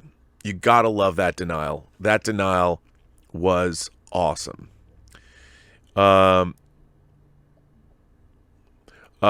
Diabolical the One sent in a super chat. Thank you, Diabolical the One. The Sock sent in a super chat and says, when Charlie Cox, Toby, and Andrew showed up, I was punching my brother's arm because I was so excited. Told him I'll bring him an ice pack next time. That's pretty funny. Did he have bruises afterwards? Was his arms filled with bruises? Because that would be funny. The Sock sends in a super chat and says, when Charlie Cox, Toby, and Andrew showed up, oh, I already said that. The Sock. Say I was so excited reading your super chat, I was going to read it twice. Operation Spider sent in a super chat and says, I also don't think that Tom's Uncle Ben was ever discussed. Will we have to wait for freshman year? Also missed a chance to make Toby a variant of Ben, a la Jay Garrick, Henry Allen on the Flash show. Interesting. I'm glad they didn't do that. I mean, they could have, but I'm glad they didn't. I don't know about waiting for freshman year. I think Peter Parker. It's a blank slate now, total blank slate. We'll see where it goes, but I think it's a blank slate. Adam Felbel sends in a super chat and says, do you think we'll see Tom Hardy play this universe's version of Eddie Brock and find the piece of Venom that was left behind in the mid-credit scene? Ooh, that's interesting. I don't know about that. I think, honestly, if I had to guess, I think it's going to be Peter that's wearing the symbiote suit. I know, right? But that's how it originally started. And the MCU has taken nothing if not from their inspiration from comic books. So I could see that original thing happening. I could be wrong. We can see. GC Nightwalker sends in a super chat and says, over under 50% that Peter's landlord is the rent guy from the original Spider-Man movies. That would be awesome if they did that. I'd love that. That would be great. Over under. Let's make it over. Over 50%. Diabolical the One sends in a super chat and says, Miles is in Tom Holland's universe already. Yeah, we'll see how they're going to do that. How is that going to happen? I don't know, but I want to know. We shall see. Downwell says, did it feel to you like Toby and Andrew were kind of forced? To me, it did a little. No. I thought that the way all the characters played out against one another, it really worked. It really worked. The emotions trumped any feelings of forced to me. I mean, the whole situation, you could make an argument that says, yeah, the whole thing was forced, but it was still pretty cool. I liked it. GC Nightwalker sends in a super chat and says, it's not the what if Doctor Strange. I double checked. There are too many differences unless that's 100% redesign of him and his pocket dimension. Yeah, it's going to be interesting which Doctor Strange it is, or a Doctor Strange, or the Doctor Strange. It is the multiverse, so it could be any number of things, but I love that there's a dark Strange. I think that's going to be interesting. Strange against Strange. Fangblaze71 says, the score when Peter tells Ned and MJ goodbye has to be the most emotional score I've ever heard. It got me, a 20-year-old guy, crying. Well, 20-year-old guy, Fangblaze71, I would like to see that. Music, the power of film music. The score on this, man, it was really good. Michael Giacchino did it. He kicked it. He kicked it out of the stadium with this one. You're not wrong. But that's what a great music score does. Ryan sent in a super chat and says, I keep up with the Multiverse of Madness leaks, and yeah, that is 100% Strange Supreme. There's also another called Defender Strange that has long hair. I don't want to know that, though. Don't tell me that, Ryan. I want to go in spoiler free. Andreas Moran sends in a super chat and says, the best part for me was how each Peter was in a different part of their lives. But I'm not going to lie, Andrew catching MJ almost made me cry. I love the show. It did make me cry. I love the fact that they were in different parts of their lives. They had different insight in what it meant to be Peter Parker. I thought that was terrific. And the fact that Andrew Garfield's Peter Parker went down a dark path. GC Nightwalker sent in a super chat and said, I'm glad the movie took a healing the mental health perspective with the villains being GC Nightwalker said, I'm glad the movie took a healing the mental health perspective with the villains being that way. I am mentally ill myself. Well, GC Nightwalker, I'm glad I've heard other people say that have had struggled with mental issues in their lives that this film spoke to them. I think, a lot of people say that movies, even fantasy films, comic book movies, well, they're just comic book movies, but they do have this kind of resonance. They can touch on these subjects that you might not think a movie like this would touch upon, and yet they do. So I'm glad you found value in the film and that you found resonance in the movie. It's good to hear that. I'm glad you feel that way. Isaac the Civil One sent in a super chat and says, How do you feel to realize that you accidentally spoiled No Way Home? Laugh out loud. We still love you, but we're gonna be holding that one over you for a while. Oh, trust me, I don't think that John appreciates the fact that he did. He didn't mean to. He didn't mean to. John did not mean to do that. But yeah, I mean, I think you should. Anytime there's something like this, one of the fun things about YouTube is that when we as pundits or commentators, when we screw up, people can hold it against us forever because it's on the internet. It's forever, and people should. It keeps us. It makes us better people. Suede Wade sends in a super chat and says, "Does this movie change the MCU start to 2001 Spider-Man? Add 5 Marvel movies, give Sony the chance to remove Disney." And be the prequel to Doctor Strange 2. Well, Suede, I don't know if we can go that far. No, I think, but it does make, I mean, I don't know if Ghost Rider or Ben Affleck's Daredevil, I mean, it'd be pretty funny if Ben Affleck's Daredevil shows up in this movie. Who knows? But I don't think that they will go that far. But you never know. Ben Affleck's like, well, today I'm playing Batman, and tomorrow I'm heading on over to do Daredevil for the MCU. It'd be interesting if they do that, because now all bets are off, which probably means, the X-Men too. We'll see. We'll see what that means. It's pretty crazy. Well, I had to switch for a minute and get a jacket on because it's cold out here in the Rob Observatory.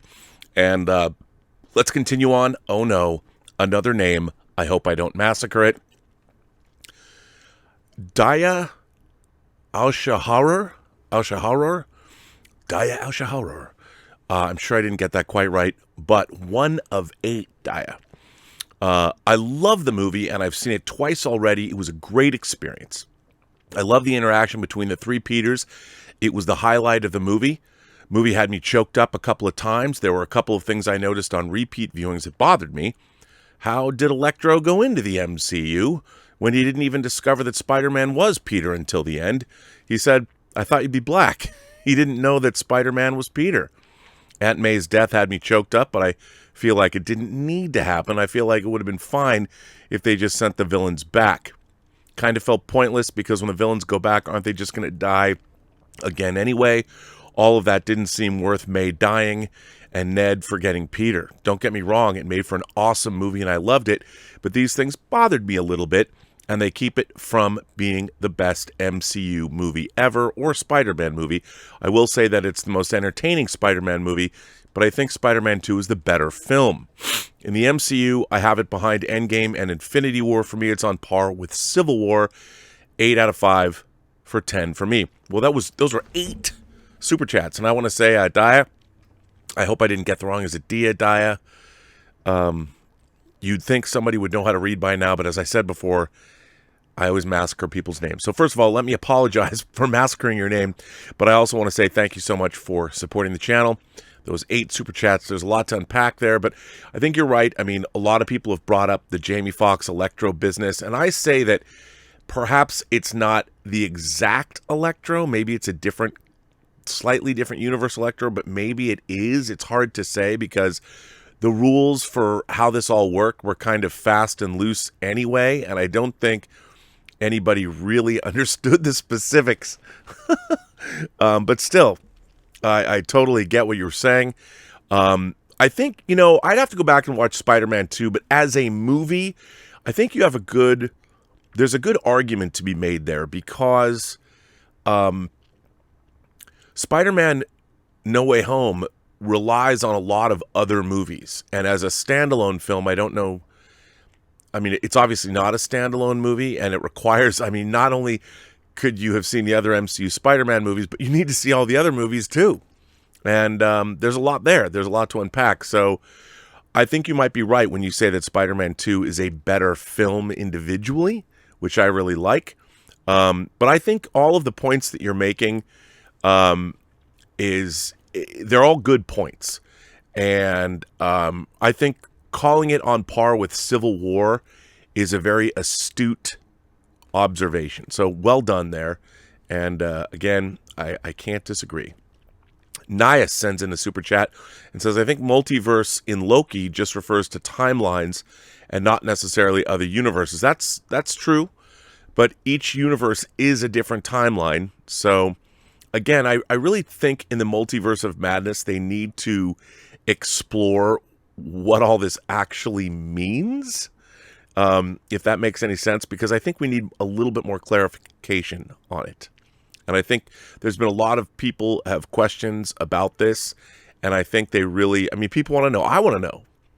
And there's a lot we don't know, and it'd be nice if we knew. Isaac the Civil One sends in a super chat and says, predictions for Doctor Strange 2 after No Way Home.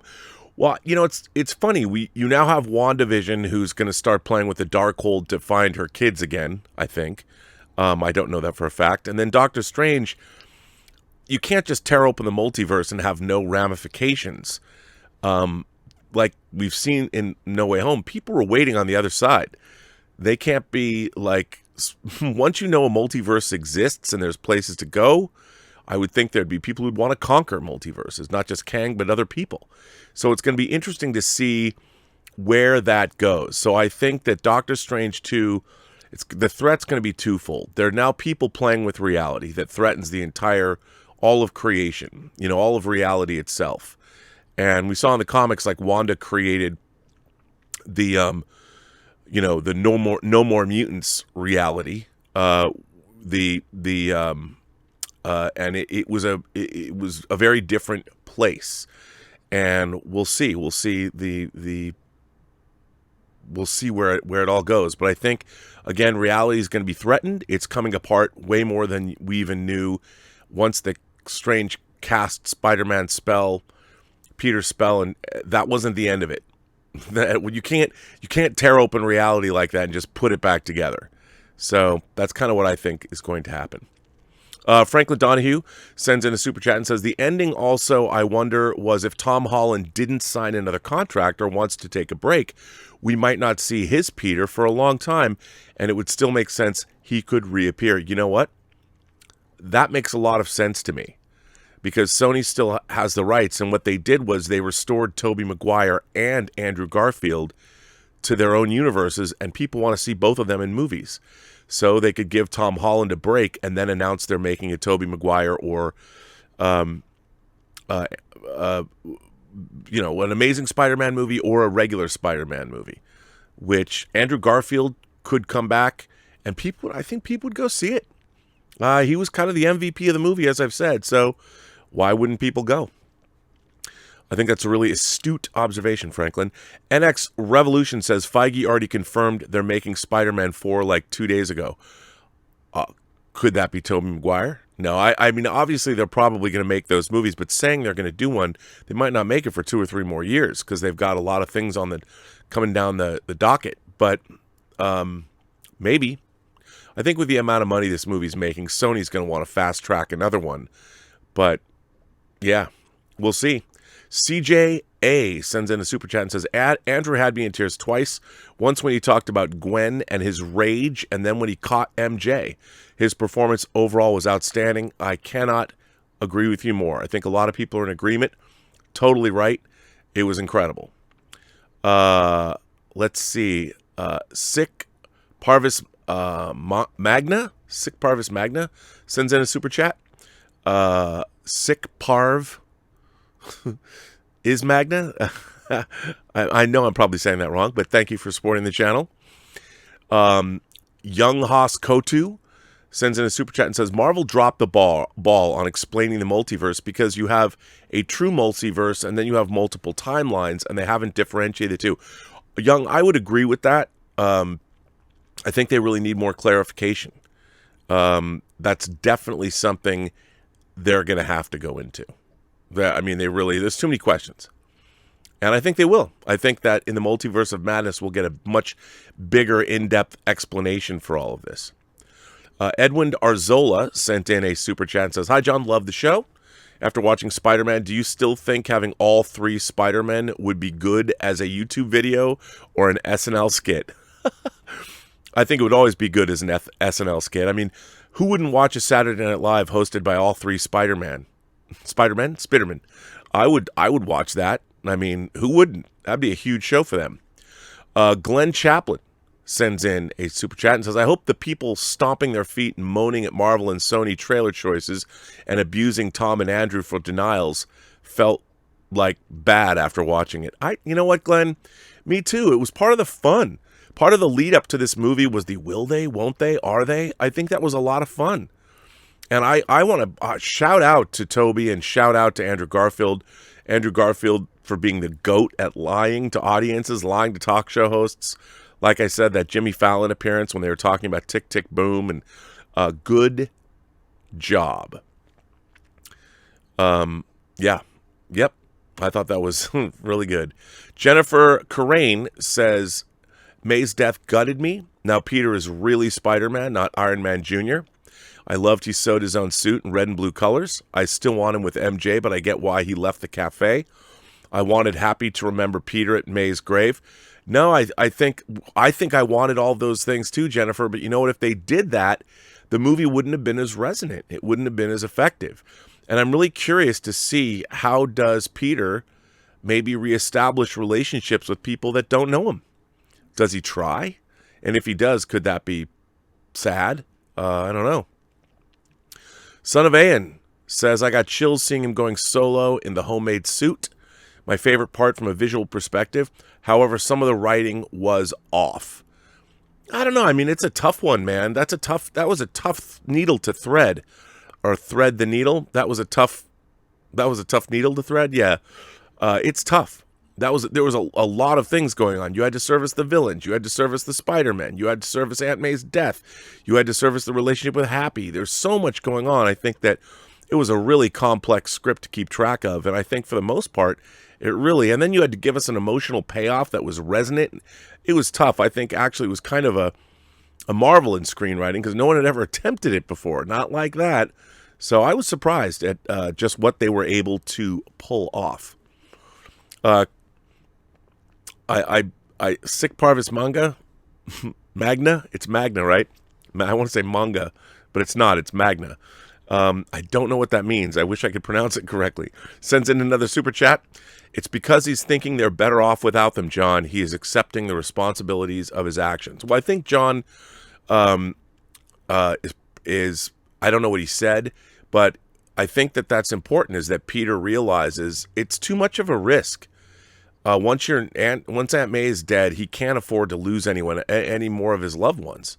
So I think he did the right thing. I really do. I think that Peter made a decision. That was what growing up to him was. Now he's a man. He's no longer Spider-Boy anymore. He truly is Spider-Man at the end of this. Chase the Sunrises and Sunsets, I like that, sent a $5 super chat in. Forgive my ignorance, but were the people coming through the purple light at the Statue of Liberty left ambiguous so they could be the X-Men? I doubt it. I really don't think that the X-Men are going to come from another universe. I think the X-Men are going to be new. I think they're going to create the MCU version of the X-Men. They're too important, and I don't know how they're going to do it yet, but I don't think anyone... I mean, we might see... There's been rumors that we'll see Professor Xavier in Multiverse of Madness. I don't know if that's true. I don't know anything about Multiverse of Madness, to be honest. So we'll see what's going to happen. But I would hope that they would reinvent the X-Men specifically for their MCU incarnation. GC Nightwalker sends in a $1.32 super chat and says, it said Wanda will be the villain in Doctor Strange 2. Kind of don't want that. Feel it would worsen the stigma about mental health. Judge seeing some responses to WandaVision. You know, GC, that's a really good point. You don't want her to go off the deep end, but remember, mental health means a lot of things. And I think in Wanda's case, her mental health has been shattered by grief. And I think all of us, not necessarily people who are afflicted with mental health problems, but how grief can eat you up inside and not dealing with grief, and it leads to mental health issues. So I think ultimately, you know, Wanda's, even though her kids are figments of her imagination, she conjured them up. They were very real to her. And the grief of losing them, of losing Vision, of losing what went on during Infinity Saga. I mean, all of that, losing her brother. There's so much there. And I think that, if anything, we take it for granted sometimes that well, chin up, kid. It'll get better. But sometimes it doesn't. and dealing with depression and dealing with grief and how does somebody process that is definitely a part of what's going on. Now, I think if you're afflicted by mental illness, if you're bipolar, or if you're suffering from that kind of thing, that might be different than grief that was brought on from an external source. There are people that I've known people in my life that do suffer from mental illness, and it's a physical medical condition. It wasn't just brought on by emotional stress or emotional trauma. They have to actually deal with true mental illness. And someone very close to me, actually, and I think you're right. I wouldn't want to see anyone make light of that. And grief, certainly not. But it'll be interesting to see where it all goes, GC. GC Nightwalker says, I want Andrew to keep denying his involvement for the rest of his career, just for the memes. That's hilarious. You know what? I'm all for that. Andrew Garfield should never admit he was ever in Spider-Man No Way Home. Just deny. What do you mean? I don't see myself in there. Tyler Pfeiffer sends in a super chat and says, Danny Rojas from Ted Lasso was the Mexican bartender in the Venom post-credit scene. Yes, sir, he was. I love it. And that was, I like that, actually. I like that scene. Louis Wreck This sends in a super chat and says, I was in tears the very second I saw Toby. I know, right? And Andrew, too. It was pretty amazing that they were able to pull that off. I marvel at it all. Mike T54 says, I love this movie so much. As a fan of the first Spider-Man film with Tobey, which I saw when I was 9, the armored Green Goblin was amazing. I wish he was in armor and the helmet for more than 30 seconds in this film. Yeah, I can understand that, but we got a whole movie when he's in that. I did like seeing him outside of the armor, because, man, Willem Dafoe's face, he just nails it. Mike Freno sends in a super chat, the power of the sun in the palm of your hand. I like that. And yes, Mike, and thanks for supporting the channel in that way. Great lines, obviously. And we'll see where all of it goes, won't we? I don't know. I really, honestly, I don't know where I want the new Spider-Man to go, to be honest. I don't know. MK Matt sends in a super chat and says, so nobody should know who Toby and Andrew are in their universes, too. The spell can't just be limited to Tom, since all the people coming through know their own Peter Parker. MJ wouldn't know who Toby is. All very true, and I think it needed a little bit more of an explanation, because we're still asking ourselves, well, wait a minute, what about them? Although maybe because if you think about it, just because their names are Peter Parker, does that mean that every Peter Parker? Look, I honestly believe that Peter Parker himself, it doesn't matter what Peter Parker's name is, it's his essence. Call it his soul, his spirit. Only he was affected by the spell, because only he's the Peter Parker that asked for it. The other Peter Parkers aren't him. They're entirely different human beings. So I don't think the spell would just affect other Spider-Men in other realms, because why would they? Tobey Maguire is a totally different entity. So I think that the spell could only affect the person who asked for it, which is Tom Holland's Peter Parker. Now this is a tough one. Christopher Egbenicki? I like that name, but I don't know if it's right. That's a tough one. Well, Christopher, if I butchered your name, I apologize. Any chance the Lego Emperor is a Last Jedi reference? The Lego Death Star has been destroyed twice now on screen, but somehow Palpatine returned. Yeah, what is it? What do they have against the Lego Death Star?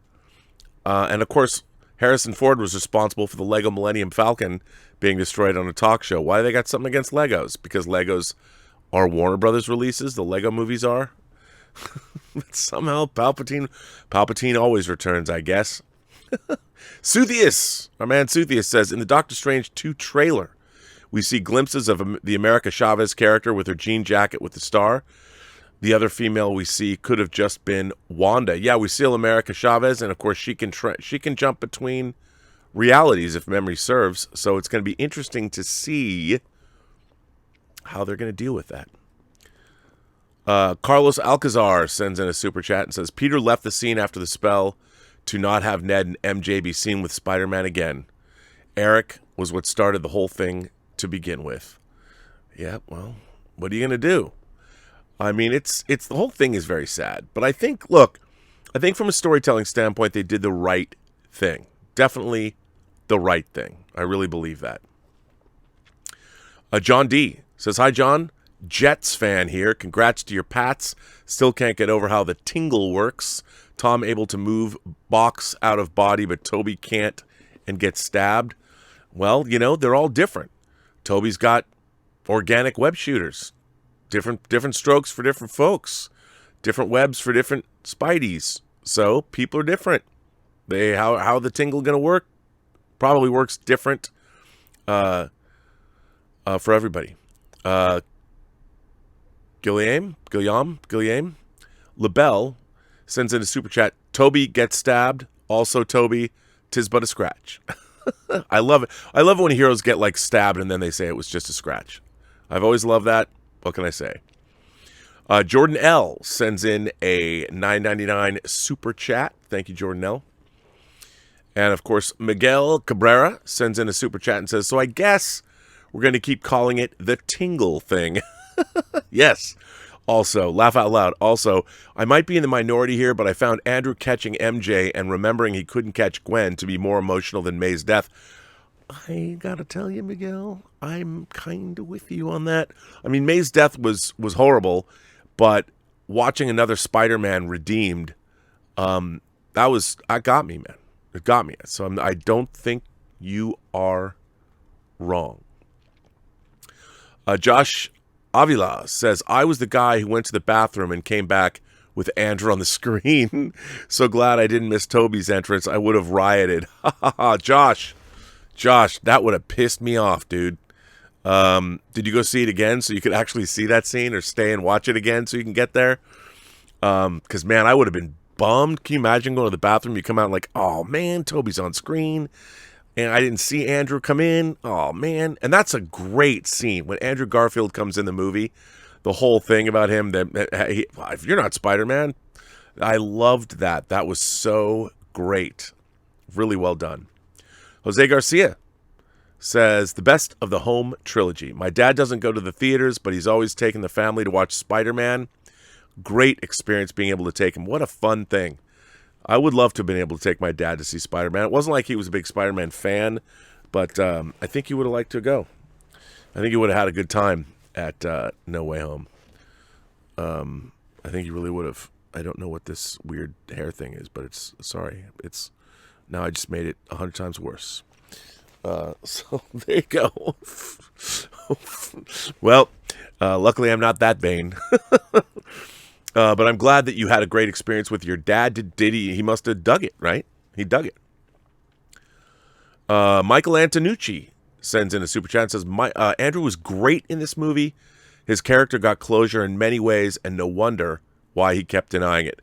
Look, I think that I'm sure they had huge contracts that said, if you spill the beans, we're going to fine you lots of money. But I think that, it was marvelous. I loved that he denied it. And it's the Jimmy Fallon thing. I think I've watched that like 6 times when he denies it. It's so good. And, it made it all fun. I think, Marvel was having fun with the audience. I think that's what Marvel does best. And I thought it was great. Jordan L says, got a sense that Child's Play is truly over after watching this film. It was already kind of over, but this movie really nails it. Was bawling when Aunt May said that iconic line, good luck, Peter. Really good. And I think that to have 6 Marvel movies that Spider-Man appeared in, that is his entire long origin story, leaving him truly alone in the world. But in a way, it's hopeful because he gets an opportunity that many people don't have, which is to erase his past and build his life anew. And I think in a way it could be a great gift. I think back, if something like that would have happened to me, I think a lot of people here also have been pondering that in this video. They're wondering. And I think it's a good question to ponder. Stigma says, No Way Home crushed the box office with the $253 million opening. Did Kim just win a certain bet? What does she get? Well, I don't know what she gets, but she did just win a certain bet. Indeed, she did. Franklin Donahue sends in a super chat and says, my favorite line was, gotta be careful what you fall into, I guess. There were so many good lines in the movie. That was a good one. So many good lines in this movie. Really did enjoy the writing. I mean, there was a lot of, especially when you got all three Spider-Men together. So good. So good. BM sends in a super chat and says, looks like Venom is getting rebooted in the MCU with an Eddie Brock variant, maybe played by Hardy. We have yet to see Venom as a great cinematic villain. Sony's Venom had no personal connection to Peter. Now, it'd be interesting, and I would love it if the symbiote took over Spider-Man for a time. I would like to see that, like when they first introduced the symbiote in Secret Wars. Man, I can't pronounce this. It's in Greek, right? Nikos Proestos? Like I'm saying it with an accent, meaning it makes me say it better if I've just mangled your name. And I apologize for that. This movie did many things, but to me, it made me love Andrew even more. He is the definitive Spider-Man. The love he has for this character, it shows. You know what? I mean, we've been saying it. I can't disagree. He nails it. I mean, really nails it. And I think that the love that the character, obviously, that Andrew Garfield has for the character showed up. And he of all, I mean, having that closure with Gwen Stacy and all that, it was terrific. Really, really, really was terrific. Billy B 3077 says, I figured Toby and Andrew would outshine Tom in this film, but boy was I wrong. The emotional beats for Tom in this film were fantastic. You know what, Billy Boy or Billy B 3077, glad you mentioned that, because in all the fun that we've had with Tobey Maguire and Andrew Garfield being I think the most valuable player in the movie, Tom Holland's acting, he was asked to emote and do emotional things like he had never done before, was incredible in this movie. Absolutely incredible. And can't take away from anything that he did in the film, because he was amazing. And I'm glad that you brought that up, because you are right. Jose Garcia sends in a super chat. Hey, John, am I the only one who wanted Peter 1 to kill Goblin? I was like the Emperor. Do it. Do it. Yes. You know what? You can't have Spider-Man kill, though. That'd be too much. Too much. But they made Goblin killable. I'll say that. He was absolutely killable. Mal 3D says, I started crying when Toby told Tom's Peter that May didn't die for nothing. It reminded me of why I still get up every day after the death of my brothers. They didn't die for nothing. I'm sorry to hear you say that. I'm sorry you've lost your brothers. I'm truly, but you're right. You're right. And I think that's how we get over grief. We realize it's a part of life, but people who perish, their lives were not futile, and they didn't hopefully die for nothing. And you're absolutely right. And I think that's why the movie is unexpectedly resonant for a lot of people, is that the emotion in the film was genuine. You really feel these beats, and it was really good. Matthew Pop sends in a super chat and says, I'm not religious myself, but Peter has many Christian undertones. He's the opposite of Spock, Doctor Strange. He will leave the 99 sheep to save the one. What you're referring to, what Matthew is referring to, is what Spock said in Star Trek II, The Wrath of Khan. The needs of the many outweigh the needs of the few, or the one. And so what Matthew refers to is that Peter will, Spock will say the needs of the many outweigh the needs of the few, but Peter's the opposite. He will leave the 99 sheep to save the one. And that's what makes Peter Peter. I think you're absolutely right. Nicely done, Matthew. Thanos sends in a super chat and said, Happy hired Matt Murdock because he knew him from when he was called Foggy Nelson and Matt looked like Ben Affleck. It's true. It's true. That's why I would really love to see in Doctor Strange in the Multiverse of Madness, Ben Affleck and Jon Favreau in it together. How great would that be as a throwaway gag? I mean, come on. If they had some kind of thing happening, I think that would be really cool. Wouldn't it be crazy if Ben Affleck played Daredevil and Batman in the same year? You know what? I wouldn't put it past him. You've already got Favreau on the team. I mean, all they have to do is call Ben Affleck up and go, hey, yo, Ben, come on, how much fun would that be? Ben Affleck strikes me as the kind of guy that would do it because it would be fun. And he's got kids, and I bet they would think it's fun too. And by the way, I like the director's cut of Daredevil, of Mark Steven Johnson's Daredevil. I enjoy it. And I really like the Foggy relationship with Ben Affleck, the Daredevil Foggy relationship in that movie. That would be awesome if that happens. I don't know if it will, but they could do it. And now I put nothing past them. Come on, if you put a throwaway scene with Ben Affleck and Foggy Nelson and Jon Favreau, come on. That shit would bring the house down, wouldn't it? I bet it would. Jeff Ottinger sends out a super chat and says, if digital memory of Spider-Man is not gone, boy, is MJ going to be confused when she goes through her pics and texts. But if digital memory is gone, then his credit and ID are gone too. I agree. That's one of the things I want to know. What does Peter do when he can't get an ID? You know, he has no... There are people that can help you with that, but I think that's going to be part of what he's got to deal with. I really do. Cara Black sent in a super chat and says, Matt Murdock handles clients who are 100% innocent too, not just because they're poor. He was Peter's lawyer because he's the best candidate for the job and got those very serious charges against Peter dropped after all. Good point. I think you're right, Cara. Matt Murdock does handle clients who are 100%, but he probably knew, he knew what was up. You know, he knows that Spider-Man fought with the Avengers and helped save the world. You know, and knows he's been a superhero himself. I think Matt Murdock completely understood what happened with Peter's identity being revealed. I mean, if anybody would sympathize with what that would do to your life, it's Matt Murdock. And that's why he came in with the able assist. Empire Fan 1980 sent in a super chat and says, I'd love it if May or Daisy, she always be Sky to me, to show up. I know it'll never happen, but we never thought the Netflix show would show up. You know what? I mean, that could be interesting if they bring in more of the Netflix show characters. I'd love to see Jessica Jones show up. I have a huge man crush on Mike Coulter. I love Luke Cage. I thought Luke Cage was great. And they could absolutely be great additions to the MCU. And now all bets are off. I'd love to see Jessica Jones show up. I really would. I mean, I think that'd be great. We shall see. Daniel Salazar sent in a super chat and says, are Raimi and Webb films considered canon to the MCU? I think they have to be now. They're from the multiverse. And I think that was a very shrewd thing to do.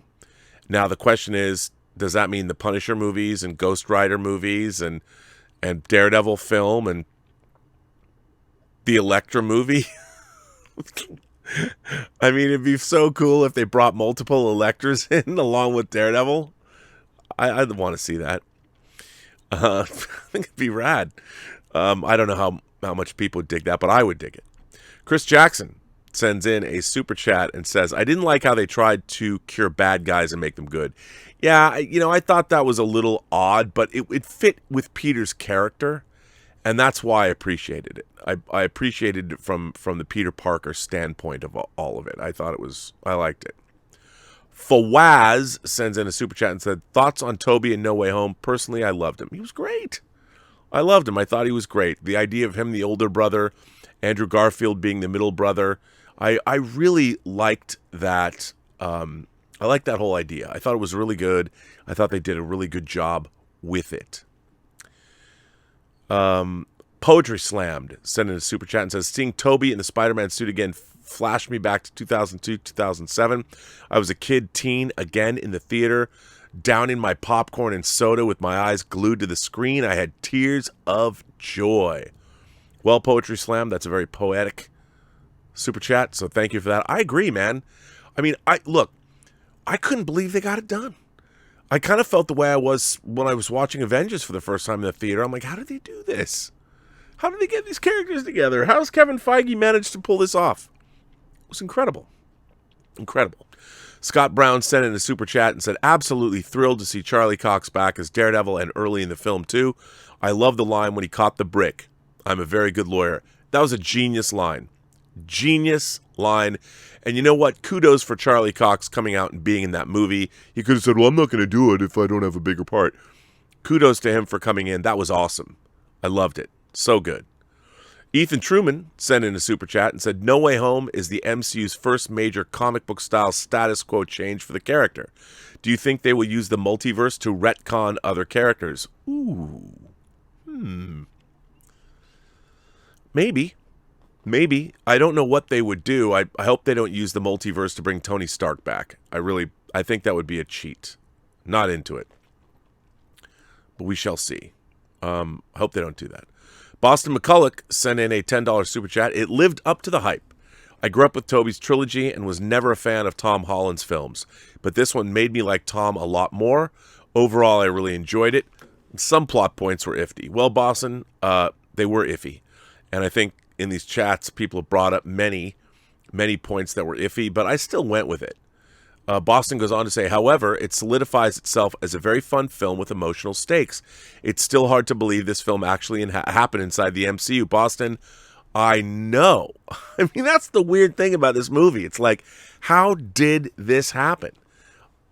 It's unbelievable. I'd love to hear more of the background story about how they made this all occur, the phone calls to the agents and the managers and the lawyers. I would love to know who called Tobey Maguire up. How did they make that work? And I want to believe that they're like, you want us to what? That it was just bonkers. But I agree, it's a very fun film, and like you, Boston, I can't believe it's now canonical to the MCU. Crazy. Poetry Slammed sent in a super chat. I loved how Goblin always taunts Peter. He has multiple opportunities to kill him, but he seems that he finds pleasure in breaking their morality and mind. I agree. That's how great villains work. Great villains don't just kill you, they break your spirit too. And I am with you 100%. Green Goblin definitely did a fine job of that. So yes, sir. Kai Wong sends in a super chat and says, then they return back to their universe. Would they remember what just happened and how they got cured but forget everything? A good question. Maybe their minds are wiped. I'd like to believe that they remember what happened. I really think that they do, because they're returned back to their universe and they'd be like, is it a dream? But I think that yes, it happened for them. It absolutely happened for them. But I don't think they forget everything. JMaster25, hello again. We got to talk about Dafoe. I got Heath Ledger vibes. He was a pure raging id, and that final fight on the shield was brutal. So glad the film went there. I agree. I mean, it showed that there were real emotional and physical stakes happening. It was brutal, and I was so there for it. I completely agree with you. Kevin King says, part 1 of 2. John, with Charlie Cox in the movie, do you think all the Netflix Marvel series are in the MCU? I think they are, because all of the Netflix stuff was kept in a certain area. Luke Cage was in Harlem for the most part. Daredevil was in Hell's Kitchen and so forth. Kevin King, I'd like to believe that they were. And again, like I've often said, we're only seeing a day in the life of the characters in the MCU. We're not seeing like everybody out there. That's why I think that Norman Osborn can show up, because in the MCU, we just haven't seen him yet. Maybe he's based in Boston now. Then he'll move to New York. I mean, it's to say that we have seen all of them and everything that's going on, it's ridiculous. I mean, I've always said, well, if I'm from Seattle and what happens in Seattle, we don't know necessarily what's happening in San Francisco or Los Angeles unless it makes national news. So, yeah, I think absolutely. They could absolutely be in the MCU. And in my mind, in my headcanon, they have to be. Because if Daredevil is, don't they all have to be? Miguel Cabrera sends in a super chat and says, it was a memory-altering spell, not a reality-altering spell. So physical evidence of his existence should exist. I can't go with you there, because I don't think it was defined enough. Nobody remembers Peter. Does that mean machines don't remember I mean, what does that mean? I don't think we can assume that it's only a memory-altering spell. Just like we can't assume that it doesn't work on a universal scale, that it only works on Earth. We need, I would say this, I think we need further,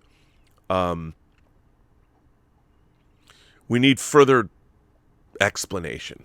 Yeah. Dale Tuck says, I'm something of a scientist myself. I love that. It was great. What a great line that was. So many good lines in the movie, I thought. Empire Fan 1980 sends in another super chat and says, I have an odd question.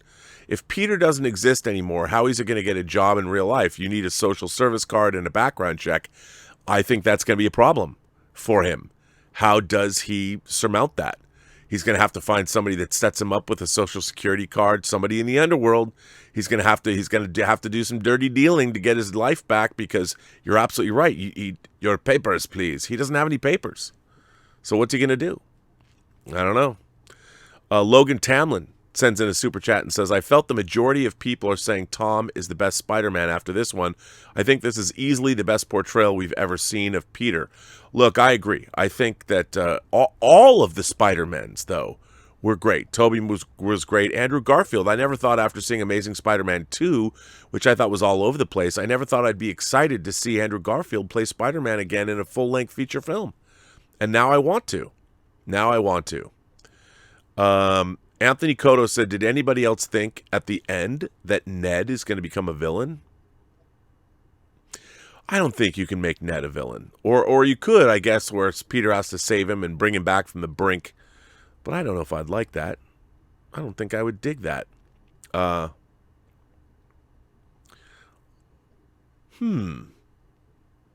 I'd like to think not. Advait Joshi sends in a super chat and says, Electro never knew about Spider-Man being Peter Parker Andrew, so how did he enter the universe?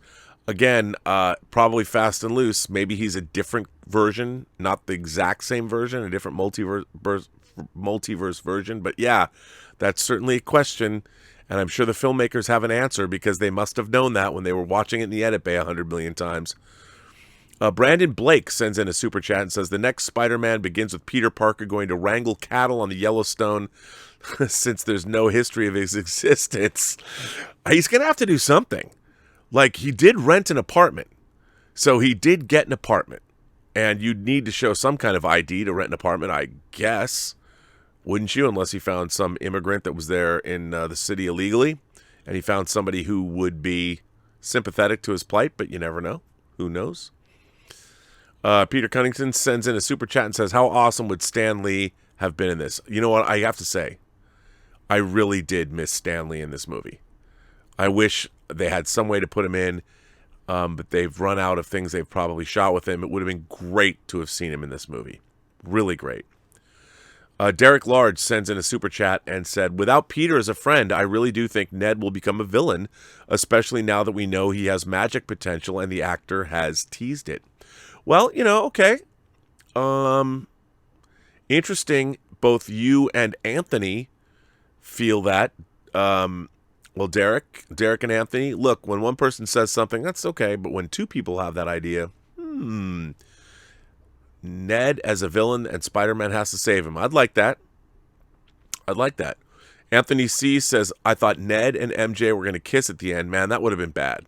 Because they're friends, too. Not every guy and girl who are friends have to hook up. But I would have felt sort of betrayed at that. So it would have been tough. Derek Lugo says, I felt like Thanos in Endgame when I saw Andrew Garfield's performance in No Way Home. Perhaps I judged you too harshly. I felt the same way, Derek. I was like, I could watch another one of these movies. I could do it. I think that wouldn't be such a bad thing. Good stuff. Andrew Reynolds sends in a super chat. Thank you, sir. Wow. Benjamin B. says, No Way Home is easily my favorite Marvel movie. Endgame and Infinity War were great, but No Way Home is 10 out of 10. I mean, look, the fact that they were able to bring in multiple Spider-Mans from a different company's runs of Spider-Man movies, I mean, it's not a different company because they're all Sony movies, but the idea that they were able to put Tobey Maguire and Andrew Garfield into the MCU and make it canonically make sense and make it matter. I mean, it could have been something like Freddy versus Jason, which was just kind of ridiculous, but they all worked, and I'm there for it. I thought it was great. I love what they did. I don't know when we're ever going to see anything like that happen again. But of course, Hollywood, actually probably soon, because Hollywood's going to take the wrong lesson. Let's just have all of these people get in a movie together. Jason A. sent in a super chat and said, I just want to say the image of Peter punching Norman with that grin plastered on Defoe's face is seared into my mind. I agree with you, Jason. How can it not be? That was some great stuff. Liz M. sent in a super chat and says, seeing the suit at the end, I thought about you. My son turns 22, and I've watched all the movies with him. How cool is that? Wow, he was young when you first saw the first one. Hey, I love that, Liz M. What a great story. I love that now you have a whole, well, now it's 2022, so it's been 20 years of Spider-Man movies to watch. And if you think about it, there's been 11, really, if you include all the Spider-Man movies from Civil War to Infinity War and Endgame to the home trilogy and the Tobey Maguire and Andrew Garfield Spider-Man movies. I love that. How much fun is that? You guys can have a whole Spider-Man festival and watch them all over again.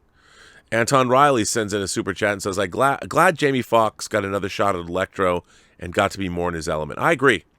I think that was definitely a good thing. Isaac Meckler sends in a super chat and says, Tom Holland said that Timothée Chalamet would play a good friend of Peter Parker who turns bad. Do you think that he would be a good Harry Osborn? Yes. I think Timothée Chalamet would be a great Harry Osborn, and I wonder who they would cast as his father.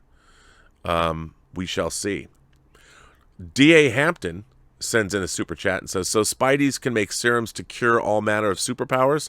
I'm sure they'll forget about that by the next movie. Well, I think everyone's got a different body chemistry and makeup, and all the things that happen to them are all different, so everybody's different. I don't know if they can cure superpowers. I mean, not if you're genetically altered. I mean, in terms of what they did in that movie, I think every case is different. Pablo Zaniga says, if I were ever to buy a hot toy, it would be one of the 3 Spideys posing together. I agree, and you'll be able to buy them all because they'll re-release them again, I am sure. I can't wait. I mean, I've got hot toys of all 3 Spider-Men, and yeah, I'll buy more.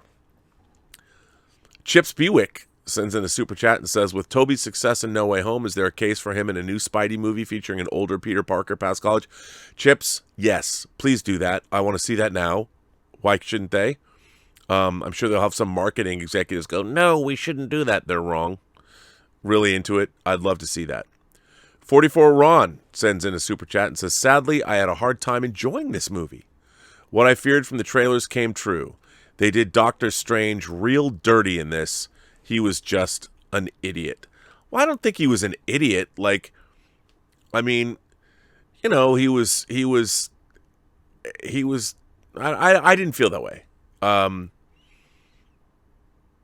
But yeah, I mean, in a way, the fact that Spider-Man was it's geometry and was able to pull one over on him, I didn't think he was an idiot though. We'll have to see. Hopefully he'll be redeemed in Doctor Strange 2 and the Multiverse of Madness. CJA says, I'm not a big fan of Tobey's portrayal, but I thought he was fantastic as the older brother Spider-Man. The 3 Spider-Mans chemistry was great. Totally agree. I mean, if it wasn't, the movie wouldn't have worked as well as it did. They really nailed the writing and really got those characters down. I mean, it was pretty damn great what they did. Pretty damn great. And I love the brother dynamic was a really great way to go. I thought it was really great. J.R. Miller sends in a super chat. Florian Stump sends in a super chat. Guy from King's Highway sent in a super chat. Jandoria sent in a super chat. Well, thank all of you for sending in super chats. You don't always have to ask questions, but I want to thank you for doing that. Sam, 1 of 5, sends in tips.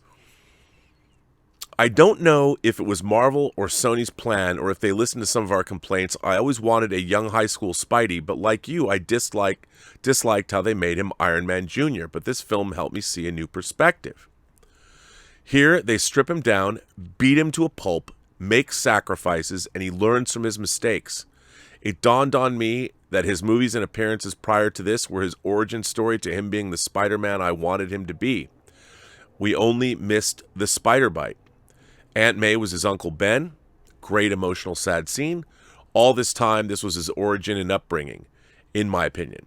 Seeing Andrew and Toby console him with great power and great responsibility between the three of them was poetic and beautiful.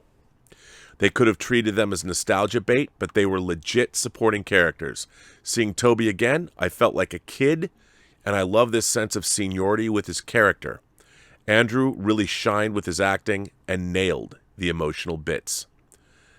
As for Holland, his best outing as the character by far. Defoe and Molina didn't lose a step either. My wallet will cry even more if Hot Toys makes them. Got to get all the figures now and expand my already large collection. Well, it's not Hot Toys, but I do have a third-party Goblin, which I think is actually really, really good. And he does come with his glider. Here's the glider. It's really, really cool.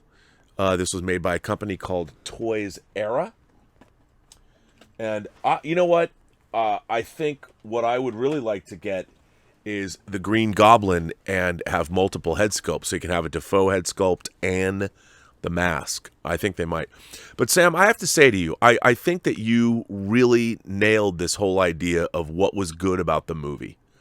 I think you really got it. And by the way, I think save your money, save it up, because your wallet's going to cry. It's going to cry. It's going to be cry time when Hot Toys releases the figures. But the benefit is they won't come out until 2024. So you have time to save up.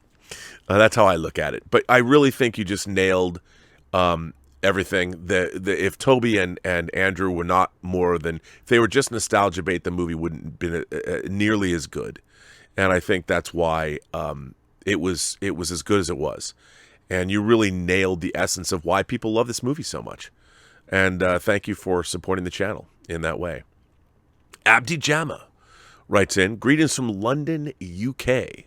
I've loved watching the show for many years now. My question is, in regards to Spider-Man No Way Home, to me it seems as if the MCU trilogy was more of an origin story spread out over 3 movies. Thoughts? Ray and Kim, you guys are awesome. Well, as Abdi, as we just heard Sam say, I totally think that's true. And remember, it's not just the 3 movies. It's Civil War, Infinity War, and Endgame as well. So I think it all is an origin story. It all 6 movies serve to forge Spider-Man into the man he becomes. And I completely agree with you. Big Tasty, 1 of 4. Hello, John and crew. New subscriber here, sort of.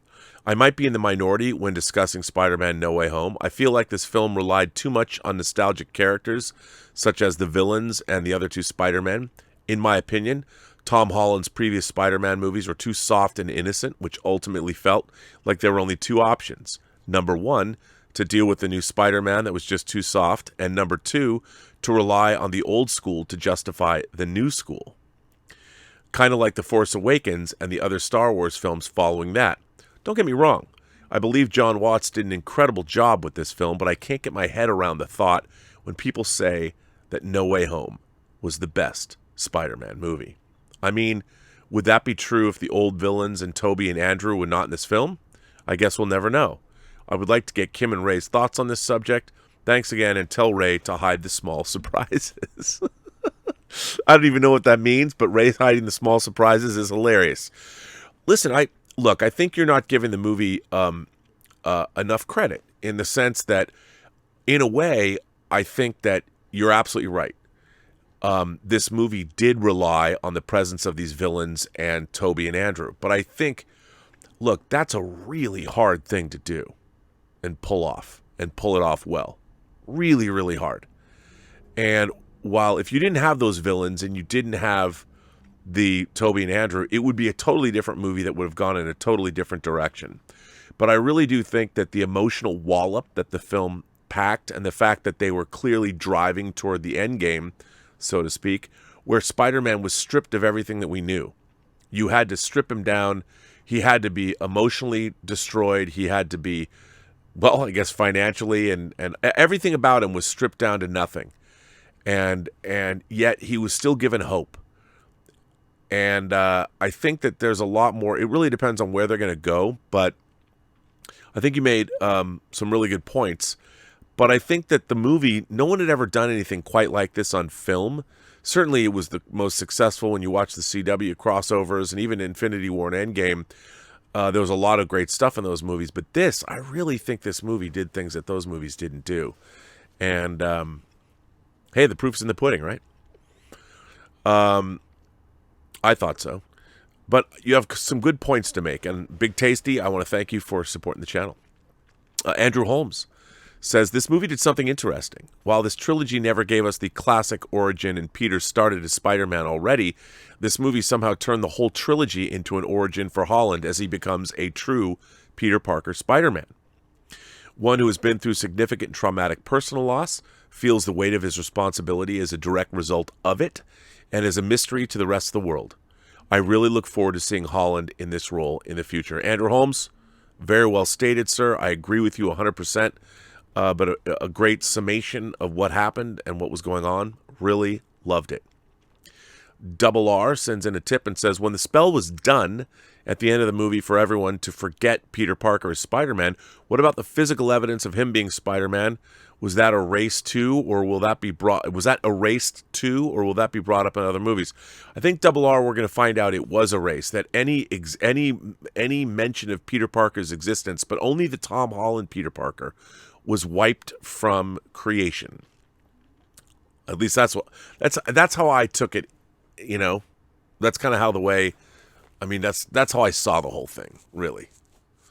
John Osagara says, when Garfield tears up after catching MJ, I'm not crying, you're crying. Dude, I teared up. I think everybody did. Everybody who was invested in the character, because it was so well done. So well done. My man, David Crabtree, very talented artist who's done some great fan art of John Campea and myself together. David Crabtree says, 1 of 3, loved the film. However, I'm not a fan of the everyone loses their memory of the character plot device. It raises too many questions now. Were they all given fake memories to fill in the gaps? Peter was the reason Happy had a relationship with May. He was still at her grave mourning her, but now how did they meet? How is that explained? Would Ned and MJ still be close friends like they showed at the end without the Peter connection? I'd just like to know how this works. It doesn't seem to be an It's a Wonderful Life thing where Peter never existed. Everyone just forgot him. So I ask again, new fake memories in the place of old ones? I just feel this complete memory wipe thing convolutes things. Well, David, I don't think you're necessarily wrong, but I think, that this movie has a lot of big asks in it. And I don't think that they've established how all of them work. I think we're going to hear more about this in Doctor Strange and the Multiverse of Madness, and we'll get more clarification because I think it's demanded.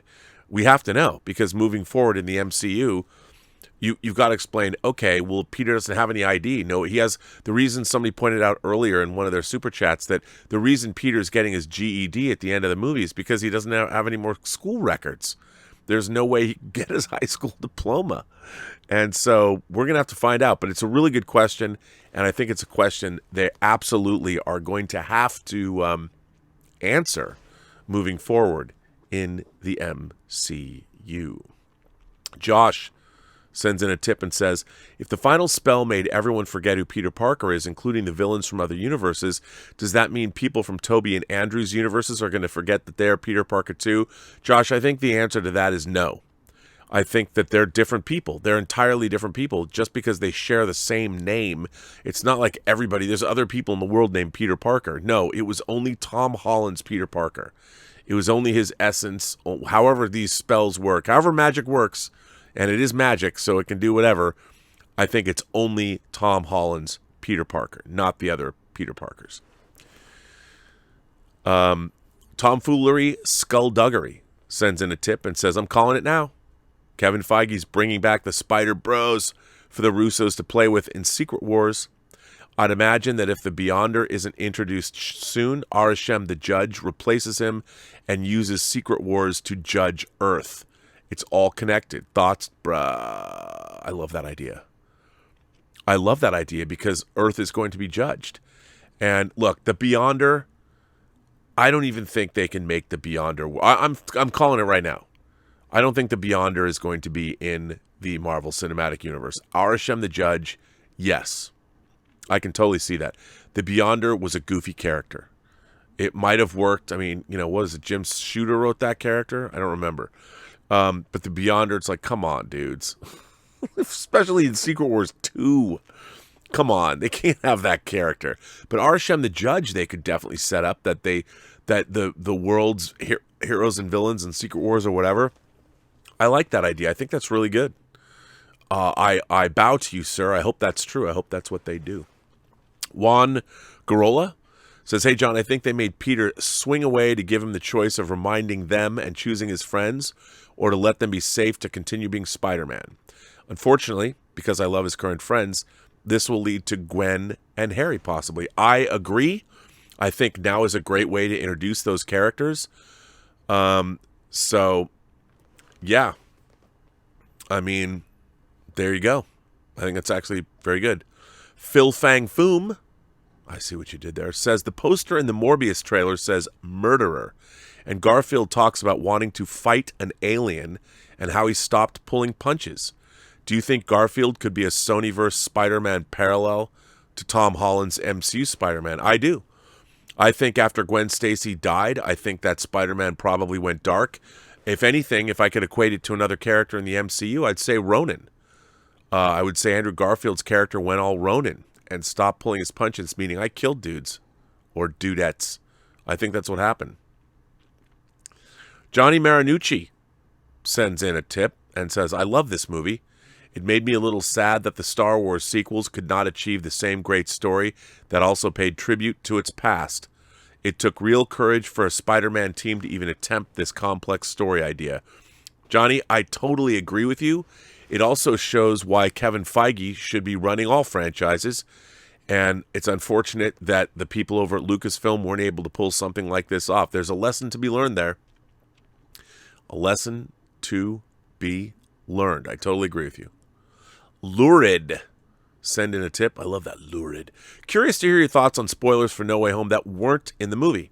For example, I heard Happy also died. Or even bigger, I heard Toby had a brief scene where Mary Jane and his daughter made a brief appearance. Thoughts? Well, I mean, there's only so much that you can do. You know what? I think, I learned something when I was working on the Lord of the Rings special features. And I was editing a piece about the editing of the battle in Helm's Deep. And what was interesting about that, I learned a lesson that the editors were talking about, that they had this huge big battle and it was like 40 minutes long and they called it a tasty battle. It was a tasty battle, but it didn't work. You got what they called battle fatigue. It became boring. So what they did was they re-edited the Battle of Helm's Deep so you were always following Aragorn, Legolas, and Gimli. And no matter what was going on in the battle, you kept following them and you saw the battle through their eyes. And I think that this is Tom Holland's movie. And we had to see things. They certainly got out of there and they would move away to someone's point of view like Mary Jane. But by extension, what happened to Mary Jane was part of the Tom Holland Spider-Verse. So when Andrew Garfield rescued her, it was still part of Tom Holland's universe. And they always made sure that we were in Tom Holland's Spider-Man movie. And I think if Happy died or if Toby had a brief scene with Mary Jane and his daughter, then you'd have to do something with Andrew Garfield or I think they chose to keep the focus on Tom Holland's Spider-Man and his universe, which I thought was really the best way to go. Great question, though. I really like that. M. Flash sends in a tip and says, John, I'll just say I'm a cool youth pastor. So I very much appreciated No Way Home. I also have the same outfit that I wore to church today. That was a great line. That was a really great line. And not untrue, as our youth pastor just told us. Colton sends in a tip and says, The characters who didn't know Peter's identity, like Fox's Electro and Hardy's Venom, are variants of other characters who know. Venom is a variant of the one from Spider-Man 3, and infinitely more, I'm sure, and there's likely another Electro who knows. Ooh, Colton, ding, ding, ding, ding, ding, you were in this chat. I love that. You win it. You win it. Really good idea. I love that idea. There were variants of characters who knew. Bravo, sir. Bravo. That's now straight in the headcanon. Malik Myers says, I noticed a pretty major plot hole during my third viewing. It doesn't make sense for Peter to insist MJ and Ned aren't safe around the villains, but he's perfectly willing to endanger his surrogate mother. Seems like a pretty glaring oversight to me. Maybe. I mean, I don't know. But remember, Aunt May she works around damaged people. That's her job. So maybe he thought that she was better equipped to deal with people who were in mental distress than MJ and Ned were. I mean, at least, look, in my mind, I can justify that. How that, might work for you, I don't know. But it works for me. Joaquin Barnett says, is this the end for Tom Holland as Spider-Man, particularly as the director is moving on to Fantastic Four, ignoring the whole Amy Pascal announcement of another trilogy with Tom Holland? There's too much money here. The last two movies made over $1 billion. Sony's most successful movies ever. Tom Holland will be back as Spider-Man. Absolutely. Although, if he didn't want to do it anymore, they do have a great place to start from. But, the MCU, they've done a pretty good job. I don't think they'd want to get rid of Tom Holland. Not yet. Attila sends in a tip and says, hi, John. I love your show. The scene where all the Spider-Men meet for the first time and talking about their losses and Uncle Ben. Tom Holland's Peter Parker is not mentioning him. And at Aunt May's grave, there is also no hint of it. Ben Parker. No need to. Keep up the great work. Yeah, I don't know. Aunt May, maybe he never had an Uncle Ben. Or they never mention it. Who knows? I don't know, but I kind of like that, to be honest. Ugly Bob sends in a tip and says, Part 1, hey, John. While I thought No Way Home was good, 6 out of 10, I had some major problems with the movie. Uh-oh, Ugly Bob. For instance, to me it felt rushed. They seemed to skim through each plot thread instead of fully fleshing them out. For example, Spider-Man's identity and the legal repercussions being wrapped up within 10 minutes of the movie with a quick comment from Daredevil. Green Goblin turning on Peter that suddenly all the villains who were in agreement with Peter switched sides when it went against their character development. Toby and Andrew seeming fine with experiencing magic and being transferred to a different universe. The Spider-Man knowing instantly how to cure all the villains. It just felt as though they skimmed through so much. Also, I have a couple of problems with the tone. I just feel as though sometimes the MCU humor tends to interject into some heavy dramatic moments. Overall, I like the movie, but to me it's the weakest of the MCU Spider franchise. Well, Ugly Bob, a lot of great points. I think, yeah, it did breeze over a lot of those things because the script had a million different things. This movie could have been 4 or 5 hours long. I mean, it should have been a miniseries on Netflix or Disney Plus.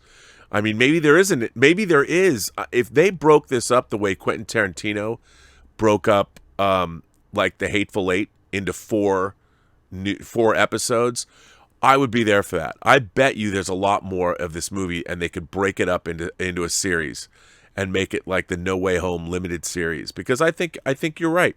I think that during the editing of a movie like this, they had so much going on that they probably had an embarrassment of riches. And I don't think they'll do that because that's not the Marvel way. But I don't think you're wrong in any of these. But look, it was a tough act to turn this into something that was at all coherent and able to watch it and all of that. I was really impressed by what they were able to do. But, I don't think you're wrong with your criticism. Kyle Starr sends in a tip and says, Happy says he knew May through Spider-Man at the end. He only knew May because he knew who Spider-Man was, but now he doesn't. So how does he know May? Also, when Ned says Peter Parker in front of all three of them, they do point the finger Spider-Man meme. They do. Look, I think that's the whole thing. You don't know who Peter Parker is, but everybody who knew Peter Parker was Spider-Man probably just remembers Spider-Man. They just don't remember Peter Parker anymore. And somehow Happy Hogan thinks that he met May through Spider-Man, maybe during Civil War or whatever. Of course, you're not going to really know, but that's why it's magic. Hitmandon says, I'm the guy who went to the bathroom and came back to see Andrew standing there. I just heard your 2 Venom explanations. Mine is maybe Hardy Venom does know Peter is Spidey, just in the future. Yo, man, that's what I said earlier. You and I, great minds, think alike. Also, maybe TG Venom also came over and just was never seen. Could be. Toby's Venom, that could be it. Very compelling. Very compelling. I mean, I think somebody said, like, there's one variant of Venom from the Tobey Maguire verse, so one variant of Venom knows. So I like that. Yeah. Dude Meister tipped 1 of 3. John, what you describe in the spoiler review is a classic example of a trolley problem. Most people would say they choose the solution that would benefit the needs of the many outweigh the needs of the few. However, in a study that comfortable grown adults with an actual trolley problem, about half would choose the few as long as they do not have to flip a switch. Most people that flip the switch try and exhaust all of their options before they flip the switch. So even though you may choose to answer the trolley problem in that way, I have no problem with a high school kid or even his guardian choosing the other solution. You may see it as reckless. I see it as a human being making impossible decisions and choosing what they think is best. You're right. Now, I would say this. People might ask, what is the trolley problem? Who might haven't seen this. Let me just read a little bit from Wikipedia. The trolley problem is a series of thought experiments in ethics and psychology involving stylized ethical dilemmas of whether to sacrifice one person to save a larger number. The series usually begins with a scenario in which a runaway tram or trolley is on course to collide with and kill a number of people, traditionally 5, down the track, but a driver or bystander can intervene and divert the vehicle to just kill one person on a different track. Then other variations of the runaway vehicle and analogous life and death dilemmas, medical, legal, etc., are posed, each containing the option to either do nothing, in which case several people will be killed, or intervene and sacrifice one initially safe person to save them. Opinions on the ethics of each scenario turn out to be sensitive to details of the story that may seem immaterial to the abstract dilemma. The question of formulating a general principle that can account for the differing judgments arising in different variants of the story was raised in a 1967 philosophy paper by Philippa Foot and dubbed the trolley problem by Judith Jarvis Thompson in a 1976 article that catalyzed a large literature. Thus, in this subject, the trolley problem refers to the meta-problem of why different judgments are arrived at in particular instances, which are called trolley cases, examples, or dilemmas.